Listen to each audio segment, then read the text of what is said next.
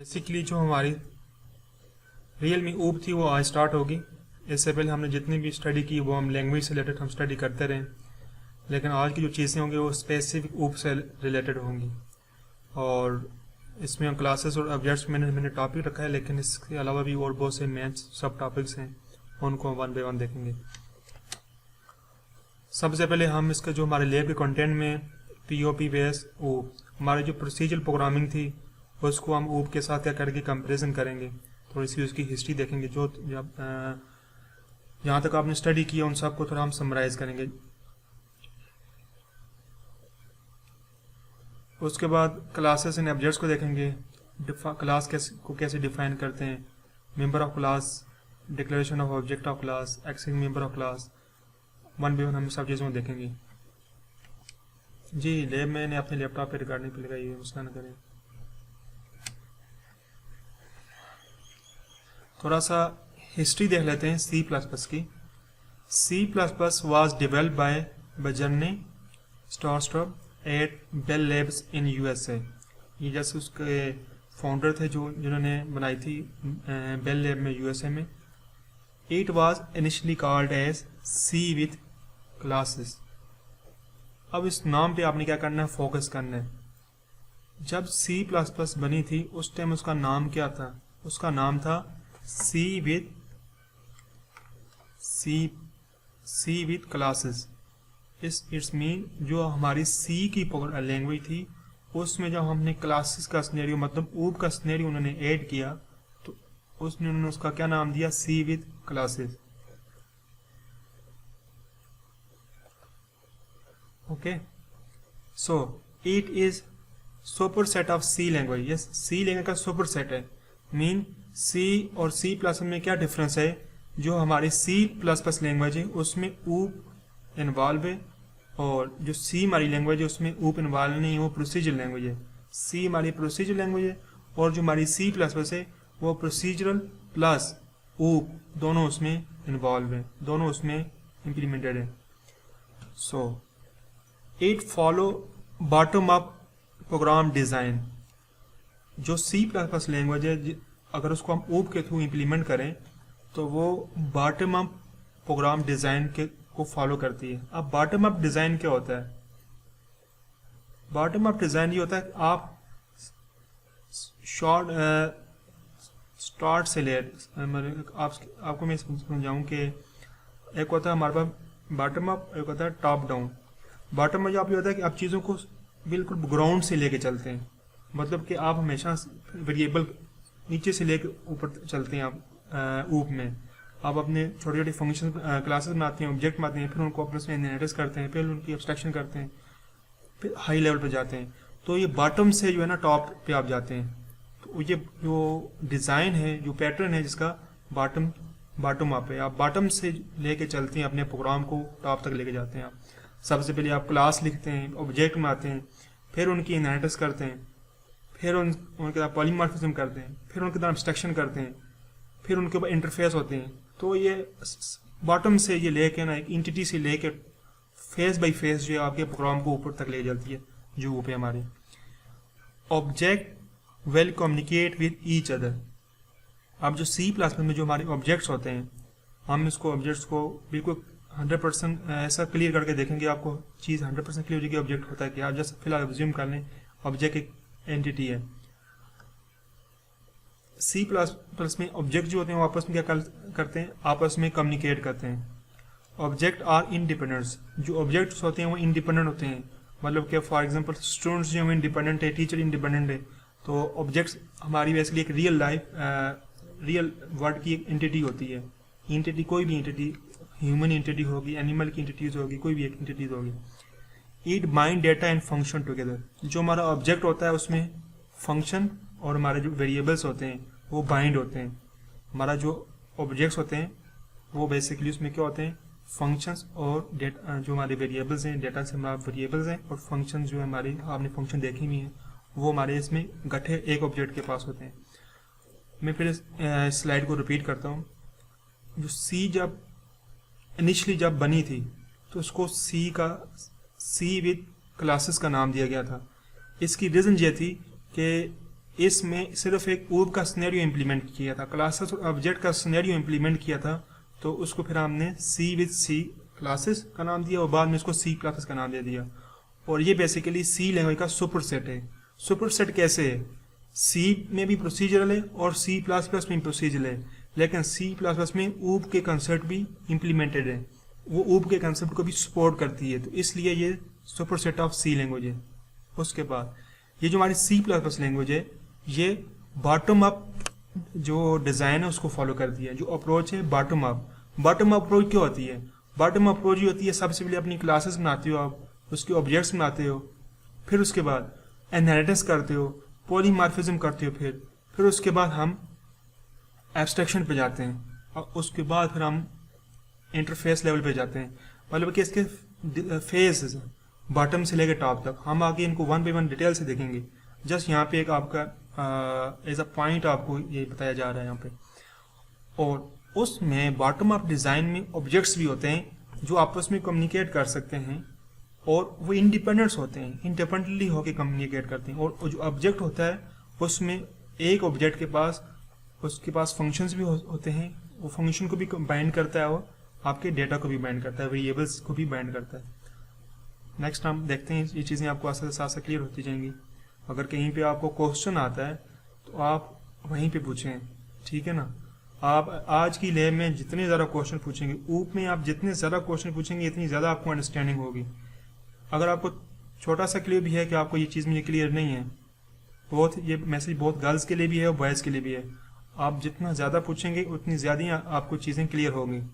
तो मैं फिर रिक्वेस्ट करता हूँ कि आपको कहीं पे भी कोई पॉइंट लगता है कि जो आपको क्लियर नहीं है तो आप सब क्वेश्चन पूछ सकते हैं, कोई इशू नहीं है इसमें। मैं अप्रिशिएट करूँगा कि जो स्टूडेंट ज़्यादा क्वेश्चन पूछेगा।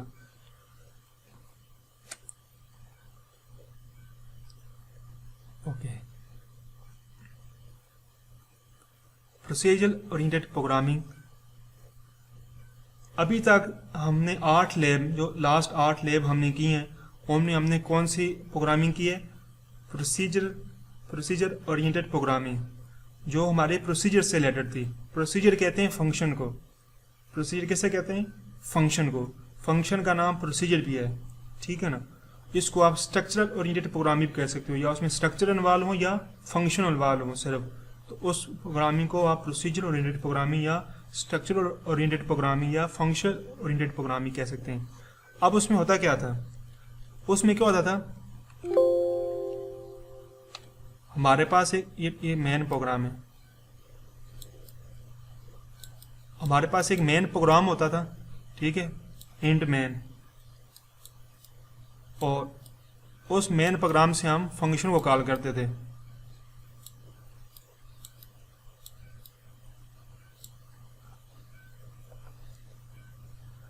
ठीक है ना स्टूडेंट्स, ये फंक्शन 1 है। मेन प्रोग्राम से फंक्शन 1 को कॉल किया, मेन प्रोग्राम से फंक्शन 2 को कॉल किया, मेन प्रोग्राम से फंक्शन 3 को कॉल किया, मेन और उस फंक्शन ने आपस में एक दूसरे को कॉल किया। फंक्शन ही फंक्शन कॉल हो रहे हैं, कुछ पैटर्न नहीं है, कोई सीक्वेंस नहीं है कोड का। कोई फंक्शन किसको कॉल कर रहा है, डेटा आपको कहाँ पे जा रहा है, कोई भी सीक्वेंस नहीं है, कोई एक पैटर्न नहीं है प्रोग्रामिंग का।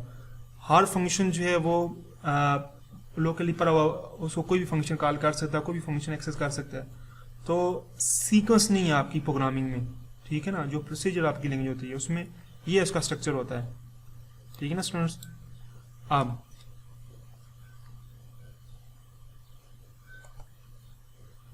जो हमने प्रोसीजर लैंग्वेज हमने अभी तक स्टडी की, जिसमें हमने फंक्शन और स्ट्रक्चर, दो बेसिक चीज़ें प्रोसीजर लैंग्वेज की, फंक्शन और स्ट्रक्चर, उनकी कुछ लिमिटेशन है।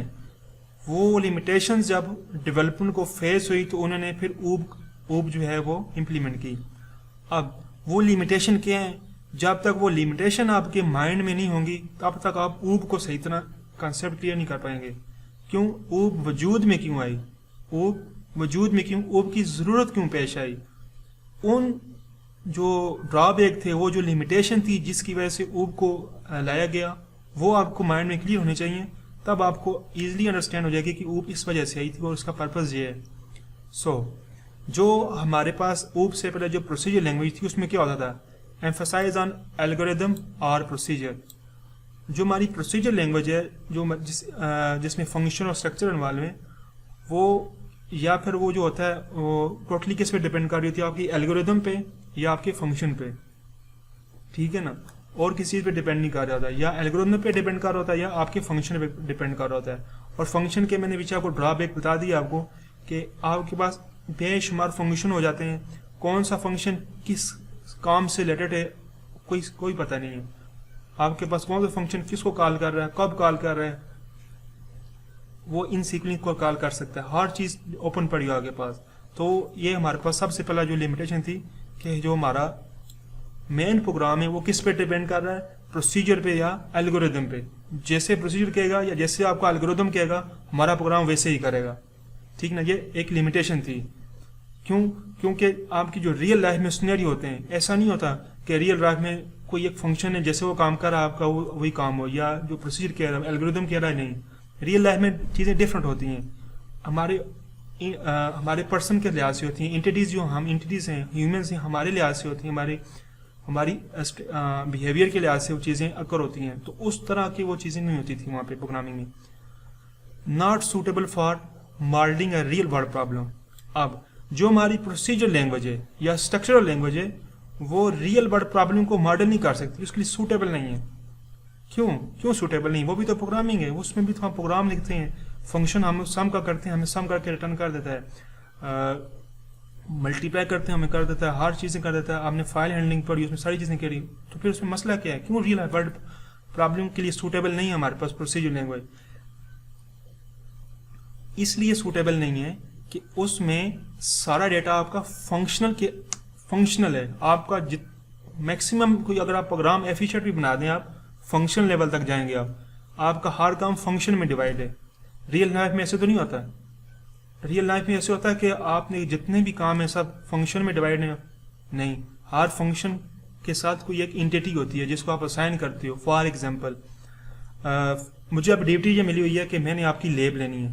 अब खाली लैब नहीं लेनी, उसके साथ मैं भी एसोसिएट हूँ और उसके साथ आप लोग भी एसोसिएट हैं। अब खाली एक लैब अगर लेना, अगर फंक्शन को हम कह दें और उसमें जो टीचर और स्टूडेंट वो किधर गए, तो ऊप में वो रियल लाइफ की सारी चीज़ें प्रोग्रामिंग में इन्वॉल्व नहीं हो रही थी। वो सिर्फ एक फंक्शन को लेके प्रोग्रामिंग बनी हुई थी, फंक्शन को सिर्फ तक इम्प्लीमेंटेशन कर सकती थी। बाकी जो हम एंटिटीज हैं, टीचर एक एंटिटीज है, स्टूडेंट एक एंटिटीज है, ठीक है ना, वो उसमें इन्वॉल्व नहीं हो रही थी। तो आपका रियल वर्ड जो सिनेरियो था, रियल वर्ड जो हमारी प्रॉब्लम थी, वो हमारी प्रोग्रामिंग में एज इट इज इम्प्लीमेंट नहीं हो पा रही थी। तो ये इसका सेकंड ड्रॉबैक था, ठीक है ना स्टूडेंट्स। इस पॉइंट में किसी को कंफ्यूजन तो नहीं है? मैं चाह रहा हूँ कि हर पॉइंट के ऊपर जो है ना 5 से 10 मिनट लगाया जाए। No security and integrity to data. जो हमारे पास फंक्शंस होते हैं, अगर फॉर एग्जांपल हमारे पास कोई फंक्शन है, उनमें कोई डाटा है, या हमारे मेन फंक्शन में कोई वेरिएबल्स हैं, ठीक है, उनमें कोई डाटा है, तो वो हमारे पास सिक्योर नहीं था। कौन सी? प्रोसीजर लैंग्वेज में। प्रोसीजर लैंग्वेज में हमारे पास सिक्योरिटी नहीं थी, इंटीग्रिटी नहीं थी। मतलब आपके पास एक यूनिटी नहीं है डेटा के। अगर आपके पास 6 यूजर्स हैं, 6 यूजर का आपने रिकॉर्ड स्टोर करना है, तो एक ही जगह पड़ा हुआ है, कुछ स्पेसिफिक नहीं है कि एक यूजर का डेटा सेपरेट हो, दूसरे का सेपरेट हो। वेरिएबल आपस में मिक्सअप भी हो सकते हैं, ठीक है ना। एक वेरिएबल दूसरी वेरिएबल के साथ अपने स्क्रीन पे डिस्प्ले कर सकते हो, उसकी जगह वैल्यू ओवरराइट कर सकते हो। और दूसरा, उसकी सिक्योरिटी नहीं है, सारे यूजर का वेरिएबल सेम एक ही मेन फंक्शन में पड़े हुए हैं, ठीक है ना, यूजर 1 के भी, यूजर 2 के भी, यूजर 3 के भी, तो आपके पास सिक्योरिटी नहीं है। लेकिन जब आप एक फॉर एग्जांपल आप ऐसा सिस्टम बनाते हो अपने जो हमारे अदारे हैं उनके लिए, जहाँ पे आपको सिक्योरिटी बहुत ज़्यादा चाहिए होती है, तो उनके लिए वहाँ पे तो कोई भी हैकर वहाँ पे अटैक करके आपके मेन फंक्शन से कोई भी इंपॉर्टेंट इन्फॉर्मेशन वो कर सकता है। तो उसके लिए फिर क्या किया हमने, ऊप को लाया कि हमारे पास डेटा में सिक्योरिटी भी हो और इंटीग्रिटी भी हो, ठीक है ना। और उसके बाद फोर्थ जो हमारे पास है, data can not be hidden. जो हमारे पास प्रोसीजर लैंग्वेज है या फंक्शनल लैंग्वेज है, उसमें डेटा को हम हाइड नहीं कर सकते। डेटा को कहाँ पे हाइड करोगे? या फंक्शन के अंदर रखोगे, या मेन फंक्शन के अंदर रखोगे, या आपने कोई सम का फंक्शन बनाया उसके अंदर रख दोगे। वो तो वहाँ से भी हो सकता है, वहाँ से भी क्रैक हो सकता है। मेन फंक्शन के अंदर तो जब भी आपका प्रोग्राम रन होगा, तो मेन फंक्शन रन होगा, तो वेरिएबल सारे तो वहीं पे पड़े होंगे, तो आप डेटा को हाइड ही नहीं कर सकते। मतलब आप ये चाह रहे हो आप ऊप में होता क्या है, ऊप में ऐसे होता है कि आप जब उसके साथ इंटरेक्ट कर रहे होते हो तो आपको नहीं पता था बैकएंड पे क्या हो रहा है, उसके पीछे प्रोग्रामिंग क्या है। हालांकि आप बेशक मेन प्रोग्रामिंग पे भी अगर आप इंटरेक्ट करो, ऊप के अंदर लेयर्स होती हैं, एब्स्ट्रैक्शन की लेयर, उसके बाद पॉलीमॉर्फिज्म की लेयर, इनहेरिटेंस की लेयर, लास्ट में जाके आपकी मेन कोड होता है। तो उस पर तक पहुंचना बहुत मुश्किल होता है। लेकिन यहाँ पे ऊप में प्रोसीजर लैंग्वेज में वो लेयर्स नहीं है, तो इस वजह से डाटा यहाँ पे हाइड नहीं हो सकता। ये इसका एक और क्या ड्रॉबैक है। फिर inheritance and polymorphism are difficult to achieve, ये मोस्ट इंपॉर्टेंट है। ये ऊप का जो मोस्ट इंपॉर्टेंट कंसेप्ट है इनहेरिटेंस। इनहेरिटेंस बेसिकली ये होती है कि जो हमारे रियल लाइफ में हमारे पास पेरेंट चाइल्ड होती हैं, हमारे रिलेशन होते हैं, 1-to-1 relation, 1-to-many relation, 1-to-many relation, और 1-to-1 और 1-to अगर आपको स्पेसिफिक क्वांटिटी उस तक रिलेशन, या पेरेंट चाइल्ड का रिलेशन हो, इनहेरिटेंस हो पेरेंट की चाइल्ड की, और पॉलीमॉर्फिज्म हमारी मुख्तलिफ एक ही स्टूडेंट एक तरह काम करता है, वो चीज़ें। तो वो चीज़ें जो हैं प्रोसीजर लैंग्वेज में बहुत डिफिकल्ट थी हमारे पास अचीव करने के लिए। उसके लिए फिर हमने क्या किया, हमने कहा कि हमने ऊप के कंसेप्ट लाने, ऊप को इम्प्लीमेंट करना, ताकि हम जो हम रियल लाइफ के जो सिनेरियो उसको इम्प्लीमेंट कर सकें, जिसमें इनहेरिटेंस भी और पॉलीमॉर्फिज्म भी है। अगर आपको इनहेरिटेंस का और पॉलीमॉर्फिज्म का अगर आपको अभी वर्ड क्लियर नहीं हो रहा तो कोई इशू नहीं, हम इसको आगे वन बाय वन एक्सप्लेन से देखेंगे। इसको इनहेरिटेंस क्या होती है और पॉलीमॉर्फिज्म क्या होती है, ये दो मेन कंसेप्ट हैं ऊप के। Follow top down program design. हमारे पास प्रोसीजर में क्या होता है, ये टॉप डाउन जो है ना वो प्रोग्राम डिजाइन करती है, ये टॉप से स्टार्ट करती है। मतलब कि आपने कोई फंक्शन बनाया, आपने फंक्शन का नाम लिखा, उसके अंदर वेरिएबल लिख दिए और मैंग से उसको कॉल कर दिया, ठीक है ना। और टॉप डाउन अप्रोच है, आपको कुछ इसमें कुछ लेयर्स भी नहीं है, कुछ वो भी चीज़ नहीं है, तो जेनेरिक है सारी चीज़ें। तो इस वजह से इसका भी जो ड्रॉबैक था हमारा, मतलब कि इसमें हर जो प्रॉब्लम है दूसरी प्रॉब्लम के साथ इंटरलिंक है। आप जब टॉप डाउन अप्रोच करते हो आप, तो मेन चीज़ें आपके पास क्या हो जाती हैं, हाइड नहीं होती, विजिबल हो जाती हैं। तो उस वजह से आपकी फिर वो सिक्योरिटी का इशू हो जाता है। तो हर प्रॉब्लम दूसरी प्रॉब्लम के साथ interconnected. Can not reuse the existing code. सबसे क्रिटिकल जो ड्रॉबैक है आपकी प्रोसीजर लैंग्वेज का क्या है कि आप उस एग्जिस्टिंग कोड को हम क्या कर सकते हैं, यूज़ नहीं कर सकते। आपने एक दफ़ा कोड कर दिया, वो आपने फॉर एग्जाम्पल एक कोड जो आपने अपने कंपनी के लिए, अपने सॉफ्टवेयर के लिए कोड किया, अब उस कोड को आप दोबारा किसी और सॉफ्टवेयर के लिए, इस कंपनी के लिए नहीं यूज़ कर सकते, ठीक है ना। लेकिन अगर आप ऊप ने इतनी आसानी कर दी है कि आप फॉर एग्जांपल वेब गूगल पे आप किसी भी लैंग्वेज, पाइथन का, जावा का या सी शार्प कोई भी कोड उठाओगे, आप कोई भी लाइब्रेरी उठाओगे, और आप अपने प्रोग्राम के लिए आप कितनी लाइब्रेरी इंक्लूड करते हो, वो लाइब्रेरी कितनी प्रोजेक्ट के लिए काम कर रही होती हैं, तो आप कितनी रीयूजेबली कर रहे हो। आपने पाइथन में कुछ लाइब्रेरी वगैरह इंक्लूड की होंगी, अगर आपने फर्स्ट सेमेस्टर में काम किया पाइथन पे थोड़ा बहुत, या कुछ स्टूडेंट जो सीनियर्स हैं उनको पता कंसेप्ट होगा कि हम लाइब्रेरी कैसे इंक्लूड करते हैं। ये जैसे हैश इंक्लूड, आया स्ट्रीम, जो ये चीज़ें हम यूज़ कर रहे हैं, डायरेक्टरी फाइल, इनमें भी बैकएंड, ये सारी चीज़ें किसके थ्रू अचीव हुई हैं, ऊप के थ्रू अचीव हुई हैं कि अब हम कोड को रीयूज करते हैं। लेकिन अगर आप प्रोसीजर लैंग्वेज यूज़ करें तो हम कोड के लिए रीयूज करना हमारे लिए बहुत मुश्किल हो जाता है।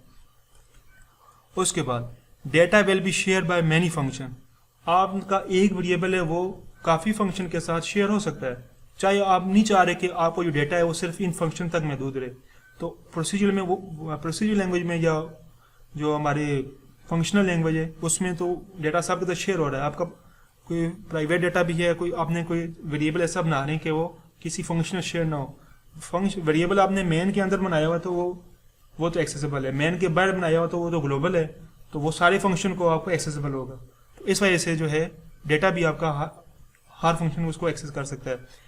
Difficult to write and understand. अब ये जो आपके पास प्रोसीजर लैंग्वेज है, अगर आपके पास जो शॉर्ट सा प्रोग्राम है 8-10 लाइन का तो फिर इजी है। लेकिन आपकी लार्ज प्रोजेक्ट बना रहे हैं आप, फॉर एग्जांपल कुछ गूगल की तरह का प्रोजेक्ट बना रहे हैं, और जब आपके पास 1000 ऑफ फंक्शन हो जाएंगे और आपको नहीं पता हर फंक्शन क्या काम कर, हर फंक्शन को आपने नाम दे दिए, तो उसमें फिर आपके पास डिफिकल्ट होता है राइट करने में भी और अंडरस्टैंड करने में भी, ठीक है ना। आपके पास फंक्शन ही फंक्शन पड़े हुए हैं, किसी का कोई भी जो है ना वो कहते हैं ट्रैक नहीं है कि ये फंक्शन पे आप लिखी करी जा रहे हैं, फंक्शन को कॉल करी जा रहे हैं और फंक्शन लिखी जा रहे हैं, तो वो फिर लिखने के लिए भी डिफिकल्ट होता है और अंडरस्टैंड करना भी उसके लिए क्या होता है, प्रॉब्लमेटिक होता है। तो ये कुछ लिमिटेशन थी। सबसे पहले देखा हमने क्या प्रोसीजर लैंग्वेज क्या लिमिटेशन थी, emphasize on algorithm and procedure. ये एल्गोरिथम और प्रोसीजर पे क्या करता है, डिपेंड करता है। रियल वर्ल्ड प्रॉब्लम, ये हमारी रियल वर्ल्ड प्रॉब्लम को क्या करता है, मॉडल नहीं करता। उसके बाद no security and integrative data, कि हमारे पास जो प्रोसीजर लैंग्वेज उसमें हमारे पास सिक्योरिटी भी नहीं है और इंटीग्रेटिव भी नहीं है। और data can not be hidden, जो हमारे पास प्रोसीजर लैंग्वेज में होता है वो डेटा हिडन नहीं होता। जैसे मैंने आपको बताया, अगर आपके पास मेन फंक्शन के अंदर आपने वेरिएबल डिक्लेयर किए हुए हैं वो भी विजिबल हैं, अगर मेन के बैड किए हुए तो ग्लोबल है, तो वो सारे फंक्शंस को विजिबल हैं। और इसमें जो मेन हमारे पास रियल लाइफ जो प्रॉब्लम ऊप के सिनेरियो हैं, इनहेरिटेंस एंड पॉलीमॉर्फिज्म, ये डिफिकल्ट होते हैं हम प्रोसीजर लैंग्वेज में क्या करें अचीव करने के लिए। और follow up top down program design, ये टॉप डाउन प्रोग्राम डिज़ाइन को क्या करता है, फॉलो करता है। इसका कोड हम रीयूज नहीं कर सकते और डेटा जो है मेनी फंक्शन के साथ शेयर होता है और difficult to write and understand. तो ये कुछ मेन्स हमारे पास लिमिटेशन थी प्रोसीजर ओरिएंटेड प्रोग्रामिंग में, पीओपी में, जिसकी वजह से फिर हमने ऊप की तरफ हम क्या हुए, मूव हुए। अब organization of data and function in OOP, अब जो ऊप हमने अचीव किए उसके अंदर जो हमारा डेटा होता है एंड फंक्शन, डेटा से हमारा यहाँ पे वेरिएबल्स हैं, आपके डेटा से हमारा क्या है, वेरिएबल्स हैं, और फंक्शन आपकी वही फंक्शन जो आपने पीछे हमने स्टडी किए हैं। वो कैसे ऑर्गेनाइजेशन कैसे होती है, यहाँ पे जो हमारे पास जो डेटा होता है वो ऑब्जेक्ट के लिहाज से क्या होता है, ऑर्गेनाइज होता है। जो आपके पास ऑब्जेक्ट है, ऑब्जेक्ट ए से इमराद किया, फॉर एग्जांपल हमारे पास स्टूडेंट 1, स्टूडेंट 1, आपका स्टूडेंट का रोल नंबर है, फॉर एग्जांपल अवैस है। अब अवैस का जितना भी डेटा होगा, अवैस की आईडी के साथ, अवैस के जितने भी फंक्शंस होंगे, यूनिवर्सिटी सिलेक्ट है या स्टडी सिलेक्ट कर होगा, वो उसके ऑब्जेक्ट के साथ क्या होंगे, एसोसिएट होंगे, उसके ऑब्जेक्ट के साथ और ऑर्गेनाइज होंगे। ऐसे ही जो ऑब्जेक्ट बी होगा उसका अपना डेटा, उसके अपने फंक्शन सारे उसके ऑब्जेक्ट के साथ ओरिएंटेड होंगे, उस ऑब्जेक्ट के साथ ही जो है आपके पास महमूद होंगे। उसके बाद आपके पास ऑब्जेक्ट सी है, वो सेपरेट है, वो सेपरेट उसकी अपनी एंटिटीज है, उसकी सेपरेट अपनी जो है आइडेंटिटी है, उसकी अपने बिहेवियर है, अपनी उसकी स्टेट है। हर जो ऑब्जेक्ट है वो इंडिपेंडेंट है और ये ऑब्जेक्ट आपस में कम्युनिकेट भी करते हैं, जैसे आप स्टूडेंट आपस में कम्युनिकेट करते हैं। तो जो हमारा ऊप होता है बेसिकली, जैसे आप रियल वर्ल्ड में एक स्टूडेंट है दूसरे स्टूडेंट से इंटरेक्ट करता है और दूसरा स्टूडेंट्स, हर स्टूडेंट्स की अपने कुछ वेरिएबल्स होती है, अपनी कुछ फंक्शनलिटीज़ होती हैं जो वो परफॉर्म करता है, ऑपरेट करता है। तो उस हिसाब से जो आपकी जो है ना ये चीज़ें, डेटा जो होता है वो आपका ऑर्गेनाइज हुआ होता है। इसको थोड़ा सा हम मज़ीद डिटेल से देखते हैं कि ये डेटा कैसे ऑर्गेनाइज होता है। अब उस थोड़ी सी ऊप की जो हमारे पास डिफिनेशन है उसको जानने से पहले ये आपको राइट साइड पे आपको एक ग्राफ सा नज़र आ रहा है, ठीक है ना। ये ऊप के समझ लें कि आप स्टेजेस हैं। सबसे जो बॉटम पे आता है हमारे पास क्या आता है, ऑब्जेक्ट आता है, ठीक है। ऑब्जेक्ट के ऊपर आती है बाद में क्लास आती है। जब ऑब्जेक्ट और क्लासेस दोनों हो जाती हैं उसके बाद आती है इनहेरिटेंस। इनहेरिटेंस के बाद आती है हमारे पास पॉलीमॉर्फिज्म और पॉलीमॉर्फिज्म के बाद आती है हमारे पास एब्स्ट्रैक्शन और एब्स्ट्रैक्शन के बाद आती है हमारे पास एनकैप्सुलेशन। ये हमारे पास स्टेजेस हैं कुछ ऊप के, ठीक है ना। हम इसी तरह हम सीक्वेंस में जाएंगे, ऑब्जेक्ट्स को स्टडी करेंगे, क्लास को स्टडी करेंगे, इनहेरिटेंस को स्टडी करेंगे, फिर पॉलीमॉर्फिज्म को, एब्स्ट्रैक्शन को, एनकैप्सुलेशन को। ये हमारे पास ऊप के ये कंसेप्ट हैं, object, class, inheritance, polymorphism, abstraction, encapsulation. हम ये चीज़ें ऊप में इनको हम कंसेप्चुअली भी हम इन्हें क्या करेंगे और इनको हम प्रोग्रामेटिकली इम्प्लीमेंट भी करेंगे कि ये कैसे इम्प्लीमेंट होते हैं रियल लाइफ के सिनेरियो को कैसे लेके चलते हैं, ठीक है स्टूडेंट। अब हम देखते हैं ऊप क्या है, व्हाट इज ऊप। द ऑब्जेक्ट ओरिएंटेड प्रोग्राम या paradigm is a programming methodology. ये पैराडाइम है ना, इसे कहते हैं नमूना। ऑब्जेक्ट ओरिएंटेड नमूना एक ऐसी प्रोग्रामिंग टेक्निक है या प्रोग्रामिंग मेथोडोलॉजी है that promote the efficient design and development of software using reusable component that can be quickly and safely assembled into larger system। Basically जो आपके पास ऊप है वो एक ऐसी मेथोडोलॉजी है जो एफिशिएंट डिज़ाइन को प्रमोट करती है एंड डेवलपमेंट ऑफ सॉफ्टवेयर की डेवलपमेंट को और एफिशिएंट डिज़ाइन को प्रमोट करती है यूजिंग रीयूजेबल कंपोनेंट। जो आपके कंपोनेंट हैं उनको रीयूज करते हुए date can quickly and safely assemble into large system, कि वो जो कंपोनेंट है उनको ऐसा रीयूज करें कि आपके पास एक लार्ज सिस्टम बन जाए सेफली एंड क्विकली। तो कहने अल्टीमेटली कहने का मतलब है कि आपकी जो रियल वर्ल्ड प्रॉब्लम है उसको आपने ऐसे एफिशिएंट डिज़ाइन और डेवलपमेंट सिस्टम के थ्रू आपने प्रमोट करना है, उसको बनाना है, ताकि आप क्विकली एंड सेफली जो है लार्ज सिस्टम को असेंबल कर सकें। ठीक है ना स्टूडेंट्स। अब the main aim of object oriented programming is to implement real world concept. जो हमारा मेन एम होता है ऑब्जेक्ट ओरिएंटेड प्रोग्रामिंग का, वो क्या होता है कि हमने रियल वर्ल्ड कंसेप्ट को इम्प्लीमेंट करना है। क्या करना है? हमने रियल वर्ल्ड कंसेप्ट को इम्प्लीमेंट करना है। अब ऊप में ये जो चीज़ें हैं, जो कंसेप्ट हैं, उसको हम देखते हैं कि इनमें जो इनके कंसेप्ट के नाम से और उनका मतलब क्या है। सबसे पहले हमारे पास ऑब्जेक्ट, ऊप जो बेसिक चीज़ है उसमें एक आता है ऑब्जेक्ट। ऑब्जेक्ट क्या है? This is real world entity. Object क्या है? Real world entity. Real world entity से क्या मुराद है?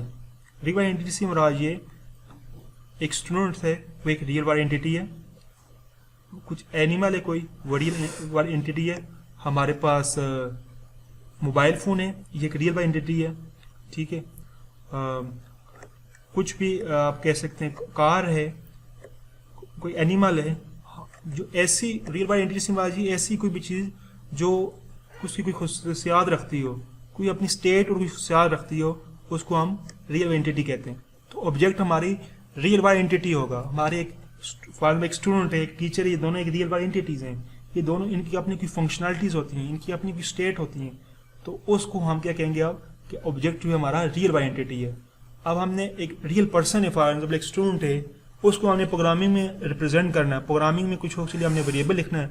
जाहिर है प्रोग्रामिंग में हमें कुछ तो कंसिडर करना होगा ना, वो जो स्टूडेंट को रिप्रेजेंट करे या किसी टीचर को रिप्रेजेंट करे, या कोई आप सॉफ्टवेयर बना रहे हैं किसी के लिए, तो वो फॉर एग्जांपल आप स्कूल मैनेजमेंट सिस्टम बना रहे हैं। आप स्कूल मैनेजमेंट में आपके पास टीचर होते हैं, एकेडमिक्स होता है, आपके पास प्रोफेसर होते हैं, स्टूडेंट्स होते हैं। ठीक है ना। और सारी चीज़ें आपकी क्लासेस होती हैं, ये सारी चीज़ें मिल के, तो उनमें जो रियल वर्ल्ड एंटिटीज होती हैं उनको कोई नाम तो देना होता है, किसी चीज़ से तो रिसेम्बल्स करनी होती है। तो उसको हम कहते हैं ये हमारे क्या है? ऑब्जेक्ट है, जो हमारे रियल वर्ल्ड एंटिटीज होते हैं। उसके बाद हमारे पास क्लासेस। क्लास क्या है?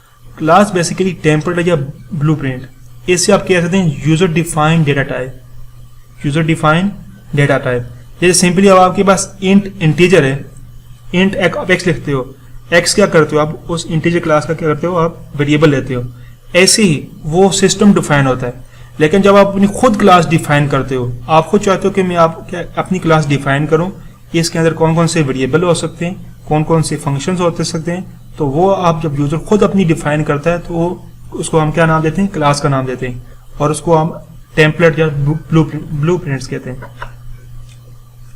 उसके बाद स्टूडेंट्स, ये अभी मैं जस्ट नॉर्मली थोड़ा कर रहे हैं, हम आगे इसको हर चीज़ को मजीद डिटेल से कोडिंग के साथ देखने जा रहे हैं। ऑब्जेक्ट को सेपरेटली, क्लास को सेपरेटली। ठीक है ना।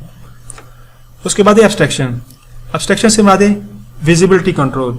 एब्स्ट्रैक्शन को आप अभी इतना समझ लें कि हमारे पास एब्स्ट्रैक्शन में ये होता है कि हमारे पास हम जो मेन फंक्शनलिटी होती है, जो मेन हमारे पास कंट्रोल होते हैं, और जो हमारे पास डिटेल वाली प्रोग्रामिंग होती है वो हमारी बैकएंड पे होती है, और मेन फंक्शन हमारे पास टॉप पे होते हैं। फॉर एग्जांपल आप मोबाइल फोन से अब जब कॉल आपको आती है, तो आप जब कॉल आप ओपन करते हैं, ठीक है ना, रिंग ओपन करते हैं, तो आप जस्ट अपने पास फोन पे बात करने लग जाते हैं। अब आपने मोबाइल फोन के साथ इंटरेक्ट किया, आपने वो कॉल पिक की, लेकिन आपने बैकएंड पे आपको प्रोग्रामिंग के साथ इंटरेक्ट होने की जरूरत नहीं पड़ी कि बैकएंड पे क्या हो रहा है, कौन सा फंक्शन कॉल हुआ है, कौन सा मेथड कॉल हुआ, क्या हुआ, कुछ नहीं हुआ, आपको कुछ नहीं पता। आप जस्ट उसके अब्स्ट्रैक्ट लेवल, टॉप लेवल पे के साथ क्या किया, आपने एक फंक्शन के साथ इंटरेक्ट किया, आपने कॉल को पिक किया। ऐसे ही अगर कॉल को स्पीकर पे लगाना है, तो आपने एक फंक्शन, ऊपर वाला एक फंक्शन को आपने जस्ट कॉल करना है, बैकएंड पे क्या प्रोग्रामिंग हो रही है आप उसको नहीं पता। ऐसे ही प्रोग्रामिंग हम एब्स्ट्रैक्शन करते हैं, जो हमारे मेन फंक्शंस होते हैं उनको हम टॉप पे रख लेते हैं, उनकी जो प्रोग्रामिंग होती है हम बैकएंड पे कर लेते हैं, ताकि हमारी एब्स्ट्रैक्शन हो जाए। जो यूजर्स है वो जस्ट डिटेल में ना देखे, जस्ट मेन फंक्शंस को देखे। उसके बाद है inheritance. Backward compatibility parent and child relations, जैसे हमारे रियल लाइफ में हमारे पास इनहेरिटेंस होती है पेरेंट चाइल्ड की, ठीक है, ऐसे ही जब हमने रियल लाइफ की ऐसा हमारा सिनेरियो आ जाता है जिसमें इनहेरिटेंस हो रही होती है। फॉर एग्जांपल हमारे पास एक एनिमल की क्लास है, ठीक है, और एनिमल की क्लास है और एनिमल में बहुत सारे एनिमल हो सकते हैं, लायंस हो सकते हैं, बर्ड्स हो सकते हैं, ठीक है, सी शिप्स हो सकती हैं, सी के कुछ एनिमल हो सकते हैं, हमारे पास मुख्तलिफ किस्म के एनिमल्स होते हैं। तो फिर वो उस मेन एनिमल क्लास के चाइल्ड्स आ जाएंगे कि ये उसके चाइल्ड्स है, तो उसको भी हम डिटेल से आगे देखेंगे। फिर उसके बाद हमारे पास पॉलीमॉर्फिज्म। पॉलीमॉर्फिज्म नाम पॉली का मतलब होता है मैनी, मॉर्फिज्म को मतलब होता है शेप, मैनी फॉर्म्स या मैनी शेप। तो हमारे पास ऐसा होता है कि हमारे पास अक्सर जो चीज़ें एक से ज़्यादा काम कर रही होती हैं, एक ही चीज़ एक से ज़्यादा काम कर रही होती है, उस सिनेरियो को जब हम ऊब में इम्प्लीमेंट करेंगे तो उसको हम पॉलीमॉर्फिज्म का नाम देंगे। इसको भी हम आगे में डिटेल में देखने जा रहे हैं। इस स्लाइड में हमने ये स्टडी किया ऊब क्या होती है। ऊब हमने कहा कि ऊब बेसिकली हमारे पास ऐसी टेक्निक है जो हमारे रियल लाइफ कंसेप्ट को क्या करती है, इम्प्लीमेंट करती है। और ऊब में हमने क्या क्या कंसेप्ट स्टडी किए। ऊब में हमने देखा object, class, inheritance, polymorphism, abstraction and encapsulation. अब OOP try to model the real world. What does real world look like. हमने तो स्टडी किया कि जो ऊप है वो ट्राई करती है मॉडल करने के रियल वर्ल्ड को मॉडल करने की प्रोग्रामिंग में ट्राई करती है, लेकिन रियल वर्ल्ड कैसी दिखती है, ठीक है, रियल वर्ल्ड में क्या चीजें होती हैं उसको हम थोड़ा देख लेते हैं। ये देख लें रियल वर्ल्ड की एंटिटीज कौन क्या क्या हैं। आपके पास एक बुक है, वो भी एक रियल लाइफ की एंटिटीज है, ठीक है ना। एक पर्सन है, आपके पास माइक्रोस्कोप है, चेयर है, स्क्रूर है, आपके पास कंप्यूटर है, आपके पास लैंप है, हाउस है, लाइन है, ये सारी आपके पास क्या है, ये रियल लाइफ एंटिटीज हैं। ये क्या है, ये आपके पास रियल लाइफ एंटिटीज हैं। हर एंटिटी इंडिपेंडेंट है, ठीक है, हर एंटिटी की खुसूसियात हैं, हर एंटिटी अपनी स्टेट रखती है, यूनिक आइडेंटिटी रखती है। हर जो एंटिटी है दूसरी एंटिटी से टोटली डिफरेंट है, उसकी फंक्शनलिटी दूसरी एंटिटी से डिफरेंट है, उसका पर्पस दूसरी एंटिटी से डिफरेंट है, वो अपनी एक स्पेसिफिक स्टेट रखती है। अब देखें जो बुक है वो उसकी अलग स्टेट है, लाइन की अलग स्टेट है, बुक की अलग लाइफ है, उसकी अलग अपने फंक्शंस हैं। बुक एक सेपरेट पर्पस के लिए यूज हो रही है। लाइन जी उसका अपना पर्पस है, उसकी अपनी स्टेट है, उसके अपने फंक्शंस हैं, उसके अपने बिहेवियर उसका अपना सेपरेट बिहेवियर है। ऐसे ही हाउस को ले लें, हाउस का अपनी स्टेट है, ठीक है, हाउस के अपने उसके फंक्शंस हैं, हाउस किस लिए यूज होता रहा, उसका अपना बिहेवियर है, उसकी अपनी स्टेट है। ऐसे ही हमारे पास कंप्यूटर की, चेयर की, लैम्प की, ये हर जो चीज़ है टोटली यूनिक है, हर एक के अपने फंक्शंस हैं, अपने मॉड्यूल्स हैं। इसको हम क्या कहेंगे, हम एंटिटी कहेंगे। कोई भी ऐसी चीज, एंटिटी से क्या मराद है, ये ऑब्जेक्ट, कोई भी ऐसी चीज जो अपनी स्पेसिफिक खुसूसियात रखती हो, अपनी आइडेंटिटी रखती हो, अपनी स्पेसिफिक कोई बिहेवियर रखती हो, उसको हम क्या देखेंगे, हम वो एंटिटी है। रियल वर्ल्ड क्या है, एंटिटी है। अब जो हमारे पास एंटिटी है उसको हमने क्या दिया है, एंटिटी को बेसिकली हमने नाम दिया ऑब्जेक्ट का। ये क्या हमारे पास ऑब्जेक्ट है, एंटिटी क्या हमारे पास ऑब्जेक्ट है। अब हमने कहा जो हमारे पास ऑब्जेक्ट हैं वो क्या है, उनकी कोई स्टेट रखते हैं। स्टेट से क्या मराद है, फॉर एग्जांपल ये हमारे पास यहाँ पे ब्रोकन है, मतलब औजार ये टूटे हुए हैं, और ये हमारे पास ट्रैफिक लाइट है वो रेड हो रही है, ठीक है, ये पर्सन है, ये लाइंग है, ये फीमेल है, ये हैप्पी है, ये इसकी कुछ स्टेट है, हैप्पी में, सैड में, लाइंग हो रही है, वो इल है, मतलब वो बीमार वाली स्टेट है एक पर्सन की। यहाँ पे ब्रोकन वाली स्टेट है, रेड लाइट उसकी स्टेट है। हालांकि इनकी एक स्टेट है, स्टेट से क्या मराद है, लैम्प की स्टेट दूं, आपके पास बल्ब है, बल्ब की दो स्टेट हो सकती हैं, ऑन हो सकता है या ऑफ हो सकता है, ठीक है ना। बल्ब की स्टेट दो होती है, या ऑन हो सकता है या ऑफ हो सकता है। ऐसे ही जो हमारे पास एंटिटीज होती हैं, हर एंटिटी की सेपरेट स्टेट होगी। पर्सन है वो एक बॉय है, वो झूठ बोल रहा है, फीमेल हैप्पी है, उसकी एक स्टेट है, ठीक है ना। एक पर्सन है वो इल है, उसकी एक सेपरेट स्टेट है। आपके पास ट्रैफिक लाइट है वो रेड हो रही है, ग्रीन हो रही है, वो अपनी उसकी स्टेट चेंज हो रही है। तो जो हमारे पास एंटिटीज होती हैं या ऑब्जेक्ट होते हैं तो उनकी अपनी अपनी स्टेट्स होती हैं, ठीक है ना स्टूडेंट्स, उनकी क्या होती हैं, अपनी अपनी स्टेट होती हैं। ये चीज़ हमें डिफरेंशिएट करनी है, क्योंकि पहले ऑब्जेक्ट क्या होते हैं।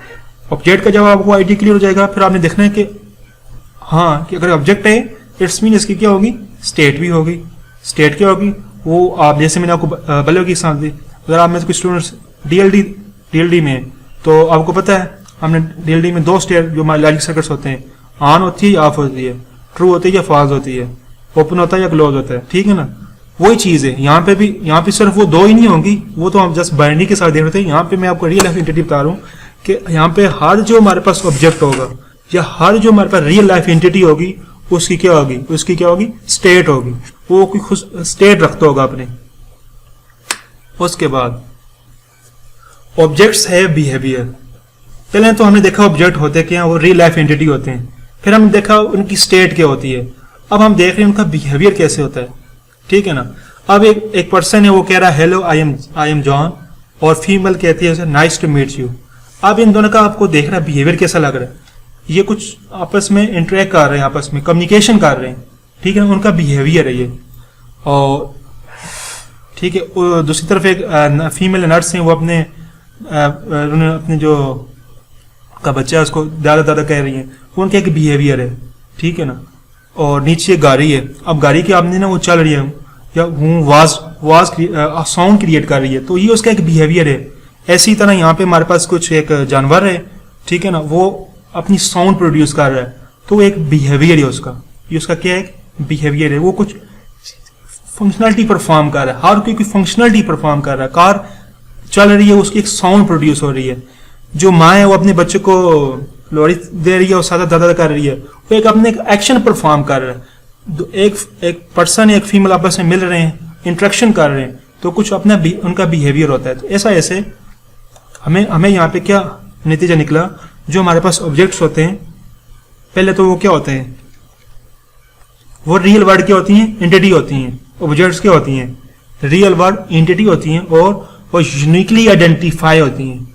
यूनिकली आइडेंटिफाई से क्या मराद है, एक जो एंटिटी होगी वो दूसरी एंटिटी से टोटली डिफरेंट होगी, उसकी अपनी स्टेट होगी, उसका अपना बिहेवियर होगा।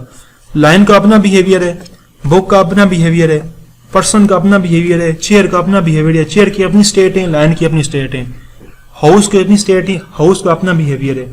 तो इट्स मीन जो हमारे पास ऑब्जेक्ट होते हैं वो हमारे पास रियल लाइफ एंटिटीज होती हैं, और वो जब रियल लाइफ एंटिटी से क्या मराद है, उनकी अपनी अलग खुसूसियात होती है, अपनी हर एक की अलग आइडेंटिटी होती है। और जब हमें पता चल गया कि ये ऑब्जेक्ट है, इट्स मीन उसकी स्टेट भी है और उसका बिहेवियर भी है। क्या है, उसकी स्टेट भी है और उसका बिहेवियर भी है। ऑब्जेक्ट में किसी चीज क्वेश्चन पूछे आप के ऑब्जेक्ट से रिलेटेड, किसी स्टूडेंट को कंफ्यूजन है, मैं रिपीट करता हूँ। बेसिकली एंटिटी किसे क्या मराद है, हमारे पास हम इंसान हैं, हमारी एक अपनी खुसूसियात है, ठीक है ना। दरख्त है, उसकी अपनी खुसूसियात है, चेयर है, उसकी वो अपनी सेपरेट उसकी आइडेंटिटी है। अब थोड़ा सा इसको स्लाइड से हट के आप देखें। ऐसे कोई एनिमल्स हैं, जानवर हैं, उनकी अपनी उसकी स्टेट है, अपनी खुसूसियात है, ठीक है। एक मोबाइल फोन है, उसकी अपनी खुसूसियात है, वो उसकी अपनी जो है स्टेट है, उसकी अपनी वर्ल्ड है। ऐसे ही अब इन चीजों को, ये चीजें हमारे पास जब इनको आप प्रोग्रामिंग में देखते हो तो ये उनके साथ इंटरेक्ट करती हैं। तो ऊब को समझने के लिए इन चीजों को समझना बहुत जरूरी है कि आपकी रियल वर्ल्ड की एंटिटीज कौन कौन सी हैं। कोई भी एंटिटीज, कोई भी उसको आप ऑब्जेक्ट तब कहोगे जब उसकी अपनी सेपरेट आइडेंटिटी होगी।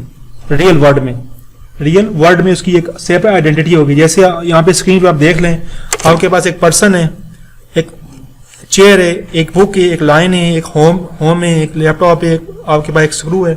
तो हर एक डिफरेंट फंक्शन परफॉर्म कर रहा है। ये आपको तो नजर आ रहा है ना, ठीक है।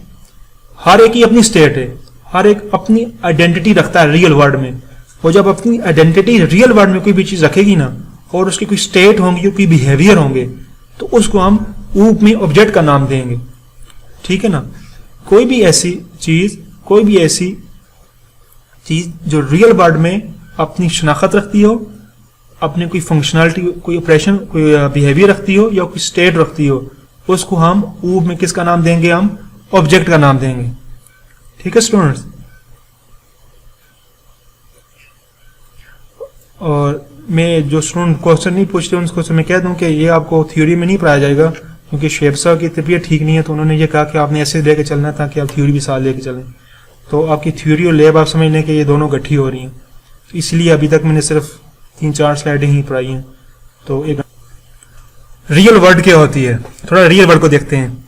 रियल वर्ड या set of things interacting with each other. जो हमारी रियल वर्ड्स होती हैं उसमें बहुत सारी थिंग्स होती हैं जो आपस में क्या करती हैं, इंटरेक्ट करती हैं। जैसे आप स्टूडेंट से मैं आपके साथ इंटरेक्ट करता हूँ, हम अपने लैपटॉप के साथ इंटरेक्ट कर रहे हैं, कोई मोबाइल के साथ इंटरेक्ट करके क्लास ले रहा होगा। तो रियल वर्ड में क्या होती हैं, वो थिंग्स होती हैं, सेट ऑफ थिंग्स होती हैं जो आपस में क्या करती हैं, इंटरेक्ट करती हैं। बेसिकली हम जो रियल वर्ड्स को ना प्रोग्रामिंग में क्या करती है, इन्वॉल्व करने की कोशिश कर रहे हैं। प्रोग्रामिंग में क्या कर रहे हैं, हम इन्वॉल्व करने की कोशिश कर रहे हैं। तो थोड़ा सा हम उसको नेरो डाउन करते हैं कि रियल वर्ड कैसी होती है। OOP is more natural to human. जो हमारी ऊप है ना वो ह्यूमन की के मोर नेचुरल है, but less natural to computer. Computer के अकॉर्डिंग लेस नेचुरल है, लेकिन हमारे ह्यूमंस के अकॉर्डिंग मोर ह्यूमन है, मोर नेचुरल है। ठीक है ना, ये चीज़ आपको समझने की कोशिश करनी चाहिए कि जो हमारी ऊप है वो हमारी रियल चीज़ों को इम्प्लीमेंट करती है, वो हमारे नेचर के करीब है, लेकिन वो कंप्यूटर की नेचर के करीब नहीं है। कंप्यूटर वो 0-1 की जो है ना वो लैंग्वेज समझता है। Computer usually have single thread of control, so object take turns. जो कंप्यूटर होता है वो सिंगल थ्रेड ऑफ कंट्रोल होता है, लेकिन जो ऑब्जेक्ट्स होते हैं वहां पे टर्न हो जाते हैं, मतलब वो डिफरेंट हो जाते हैं। अब हमने रियल वर्ड को क्या करना है, डिस्क्राइब करना है। Describing the real word. Describe a particular person. हम किसी स्पेसिफिक पर्सन को क्या कर रहे हैं, हम डिस्क्राइब कर रहे हैं। A man has long hair, green eyes and 1.6 meter tall, weight is 56 kg and study computer engineering or computer science, now lying down asleep।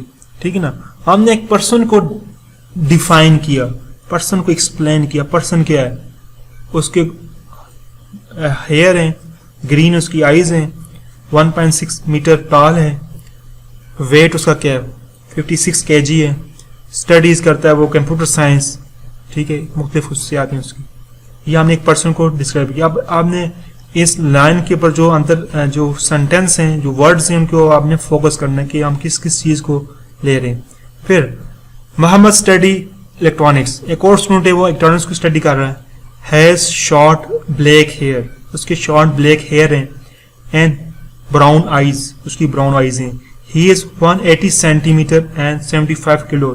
180 centimetre toll है, वो उसका वेट जो है वो 75 kg है। नाउ रनिंग टू क्लास, वो class की तरफ जा रहा है। ठीक है ना, हमने दो पर्सन क्या किए, डिस्क्राइब किए रियल वर्ड में।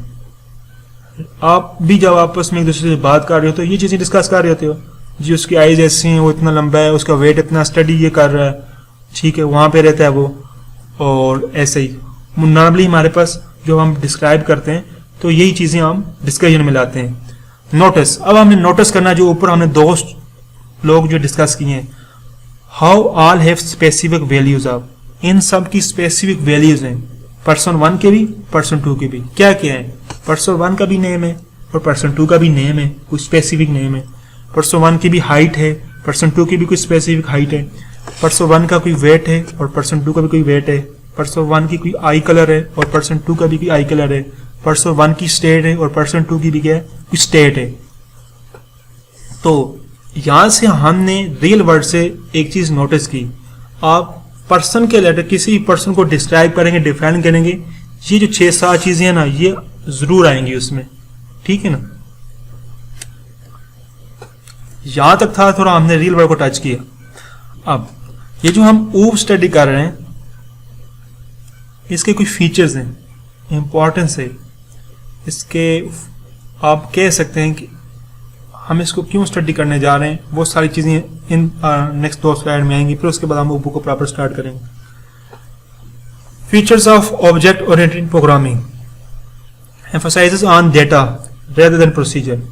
हम डेटा के ऊपर एम्फसाइज करते हैं रेदर देन प्रोसीजर। हम फंक्शंस के ऊपर डिपेंडेंट नहीं करते, हम फंक्शन के ऊपर अपनी प्रोग्रामिंग का जो हमारा मेन फोकस होता है वो प्रोसीजर के ऊपर नहीं होता, हमारा किसके ऊपर होता है, डेटा होता है। और जो डेटा के ऊपर क्यों होता है, क्योंकि data is most important thing.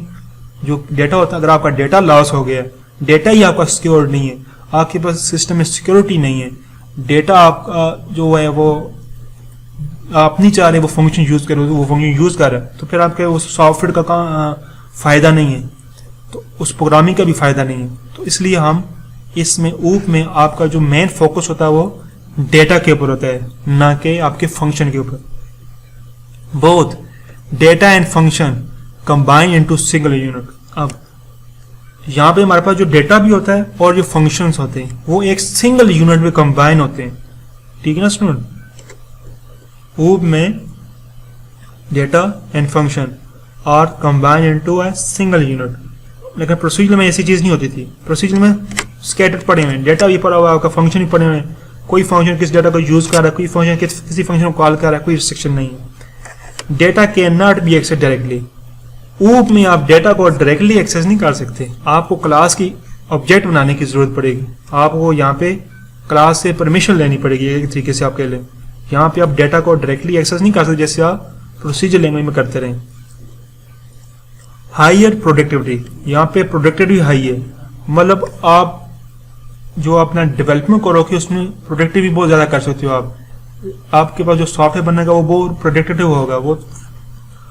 उसके बाद provide multiple instance of an object, आप एक ऑब्जेक्ट के मल्टीपल इंस्टेंस क्रिएट कर सकते हो, मतलब कि एक ऑब्जेक्ट को मुख्तलिफ एरिया से आप जो क्या है उसको हैंडल कर सकते हो।